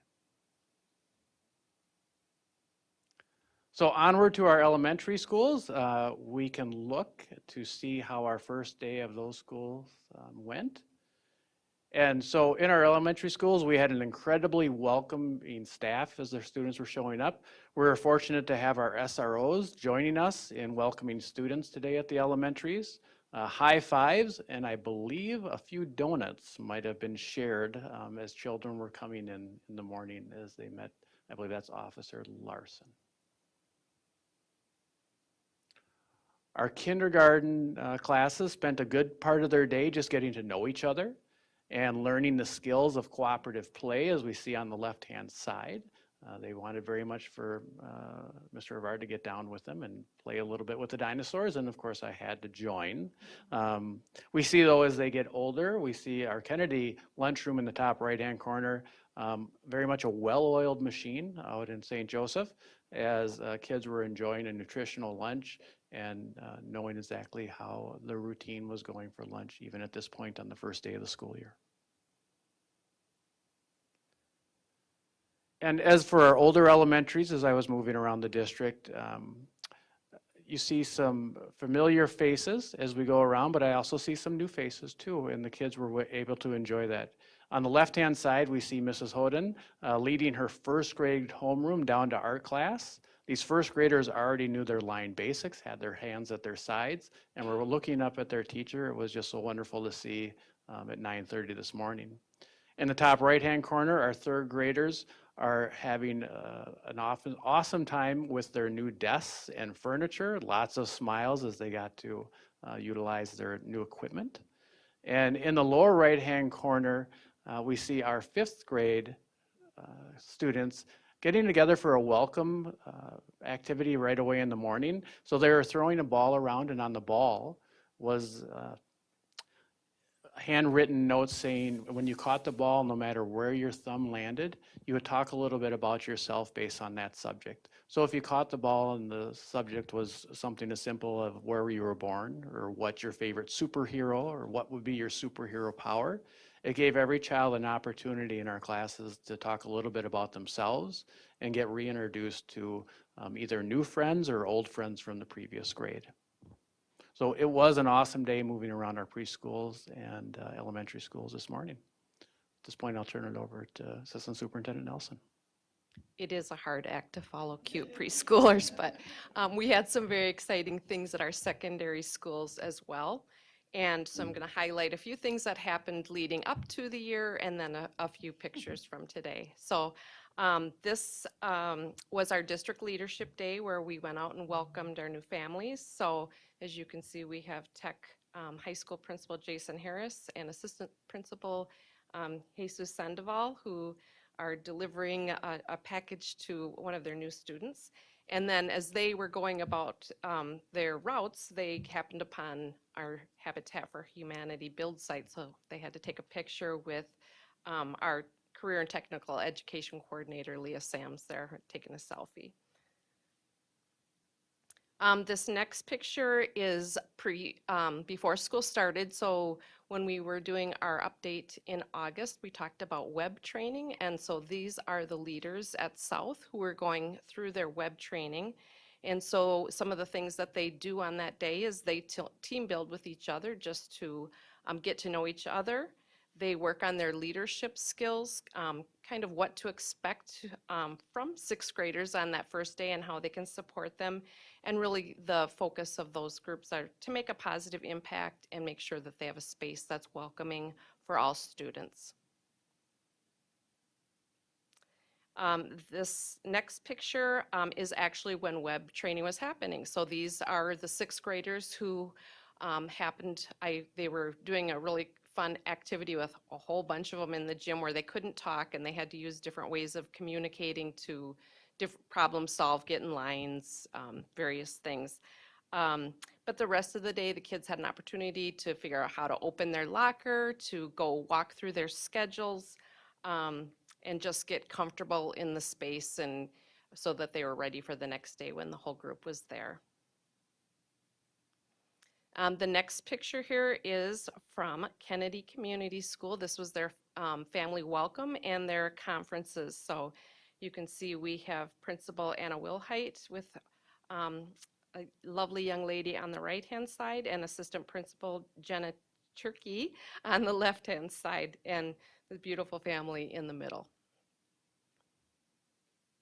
And the next picture is, this is North Junior High. This is their open house and goal setting conferences. So they had some fun things going on with photo booth and family welcome. And so Principal Brian Nutter is in the center there with his IM 742 picture. And up on the right-hand side, that's Assistant Principal Sasha Hansen taking advantage of a photo shot with some students. And this is an example of North's web day. So this is their sixth graders helping learn how to do a lock. That is a very big deal in middle school. And then the young lady on the right was escorting her student to help her find her class when they were walking through their classroom. We also had activities with Link Crew welcoming our ninth graders and students new to the district. And so you can see the kids again were walking through their schedule. They were just mixing. And I love that picture on the right where she had come in late and so he was escorting her to her next class and helping her find her way. And same activity was going on the same day at Apollo. So the left-hand picture is some Link Crew members, and then on the right-hand side, those are some students who figured out that getting to the gym was a long way from where they were walking in Apollo. And where is it? The next picture is from this morning. School starts for everybody. This is South Junior High, so kids were lined up bright and early outside those doors this morning at the buses coming in, and everybody was just very excited to be there, and parents were happy, and the staff was just absolutely amazing. It was just a really joyful start. And then not to be forgotten, here is McKinley on the left-hand side, student getting his device checkout, and on the right-hand side, that is obviously in North. And so again, students trying to find their schedules. I was walking around and a young lady came up to me and she said, I'm a senior, I should know where this classroom is, but can you help me find it? So I'm like, sure, blind leading the blind. So round and round we went, but we did find it. And then lastly, of course, we are kicking off our activities and athletic season. So some candid shots of things that are happening and things yet to come. We also have musical auditions that will happen here at the end of September, our National Honor Society induction in October, and then other activities, DECA, Link, esports, Student Council yearbook, all of those things are kicking off as well. So it's going to be a great year. And if you have any questions for Dr. Rivard or myself. I think we're good. All right. Thank you. Thank you.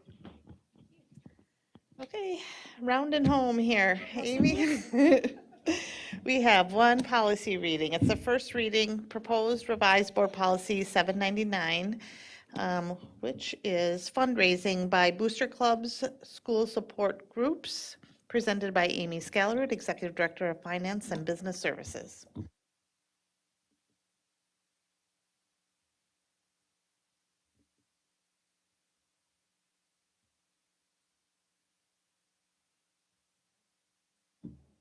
Okay, hello. Good evening, Chair Hawes, Superintendent Putnam, members of the board. I'm sure everyone's super excited to review this board policy.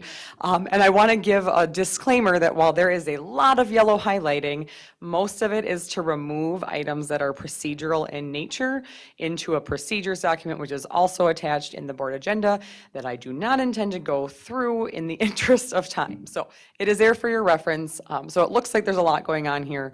But really a lot of it, like I said, is cleaning up and removing procedural information. So this is a district-only policy. This is not an MSBA policy. And that's a portion of the reason why there ended up with a lot of procedural information in it, kind of explanatory notes that don't really need to be in policy. So you'll see as we go through that most of it is really just cleanup and not really functionally changing the nature or intention of the policy in most instances. So at the beginning, first paragraph, just cleaning up some language, saying it's a guide versus it's a policy to address. It's really intended to be a guide for fundraising efforts, and this primarily applies to booster clubs. However, we do reference school support groups, which would be like PTA or a PTO, knowing that those groups do have some fundraising activity and things that these parameters would apply to. Most of the procedures that have been removed, you'll see as we go through, are very specific to athletics and booster clubs. Moving down into the definition, we wanted to be clear that booster clubs and school support groups are independent. They are not associated with the district. So in both of those paragraphs, we have added the word independent. And then also just a clarifying sentence, just to, again, reiterate and be very clear that these are independent from the district. Their funds are maintained separately from the district, so that there's no confusion if someone's looking at this policy, what we're really talking about. That paragraph that you see struck out was really just an explanatory note. It really wasn't any policy, talking, kind of reiterating that it provides guidelines to these groups, which has already been stated. So that's removed just as a cleanup item. And then as we go down, starting on page 2, again, some of these are just cleanup in terms of language. That second paragraph there, the wording before was a little bit confusing, stating that you couldn't expend funds without formal board approval. Really, the intention of this paragraph isn't relating to the expenditure. It's really relating to the donation of funds. You see board policy 706 reference there, which is the board policy that requires all funds donated to the district be approved by the board. And so that sentence was reworded to state that if a booster club or school support group desires to remit funds back to the district, it's treated as a donation and approved by the board. That was really the intention of the sentence, but the wording didn't really relay that. And the next paragraph, just some cleanup. The language referred to employing pupils who might be 742 students as it relates to Booster Club fundraising. The word employing kind of has a strange connotation and sounds like they're being paid as employees, and really wasn't necessary language. The intention of this paragraph is just to make sure that if Booster Club or school support group fundraising is taking place on school property, that we have an approval process for that. And then again, you see items struck out. This was a paragraph that a second time stated that donations had to be approved by the board. Board Finance Committee didn't feel like we needed it in there twice, obviously, so we've removed the second reference to that. And again, that note was really more of an explanatory note to that effect. At the bottom of page 2, just a little bit of cleanup language to add that the only way a booster club or a school support group can make a tax exempt purchase is to have that group actually be recognized as a nonprofit with tax exempt status. We want to be clear, again, a number of these items are contained in both policy and the procedural document. You'll see when we get to the end of the policy that there is a communication requirement that this policy and procedures get sent out to the officers for these groups. And so we want to make sure that we're stating that that's our intention. So, and then the next sections we're just going to skip over because again, these are the items that were really procedural in nature relating to advertising, social media accounts, banquets, concessions, high school league rules. On most of page 4 is all kind of some best practices, things that booster clubs should do and should not do, and school support groups should and should not do. And so that's all been removed to that procedural document. The only portion that we left in there, kind of in the middle of all of that, is the requirement if groups are going to support additional coaches or advisors.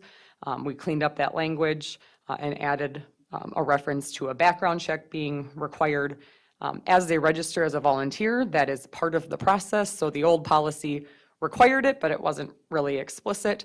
And so we want to make sure it's clearly communicated that that is going to be a part of that process. Oops. And then we did add one section here at the bottom of page 4 on the annual expenditure reporting. This has been our practice the last few years, but it hasn't been in board policy. We do request booster clubs specifically. This portion does not apply to school support groups because they're not gender specific as a PTA or PTO. But for booster clubs, we do need the expenditure reporting so that we can make sure we're complying with Title IX. And so we wanted to make sure that we added that to the policy. So it's clearly an expectation that they have an obligation to report that information to us. And then that last section is just the responsibility for communicating. Again, some language cleanup. And then we did, at the bottom in the cross-references, remove the cross-references to the advertising and social media guidelines because those full sections were removed to the procedures document. Are there any questions? I think we're good. Thank you. Okay, meeting is adjourned. It is another record. What do we have? 9:56 p.m. That's a wrap. Thanks for watching. We'll be back September 28th. Have a good night.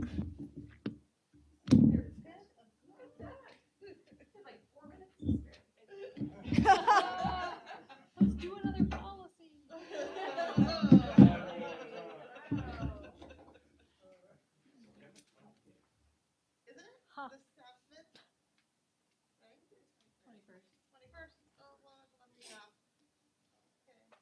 Nobody's gonna watch. If anybody's really lasted this long.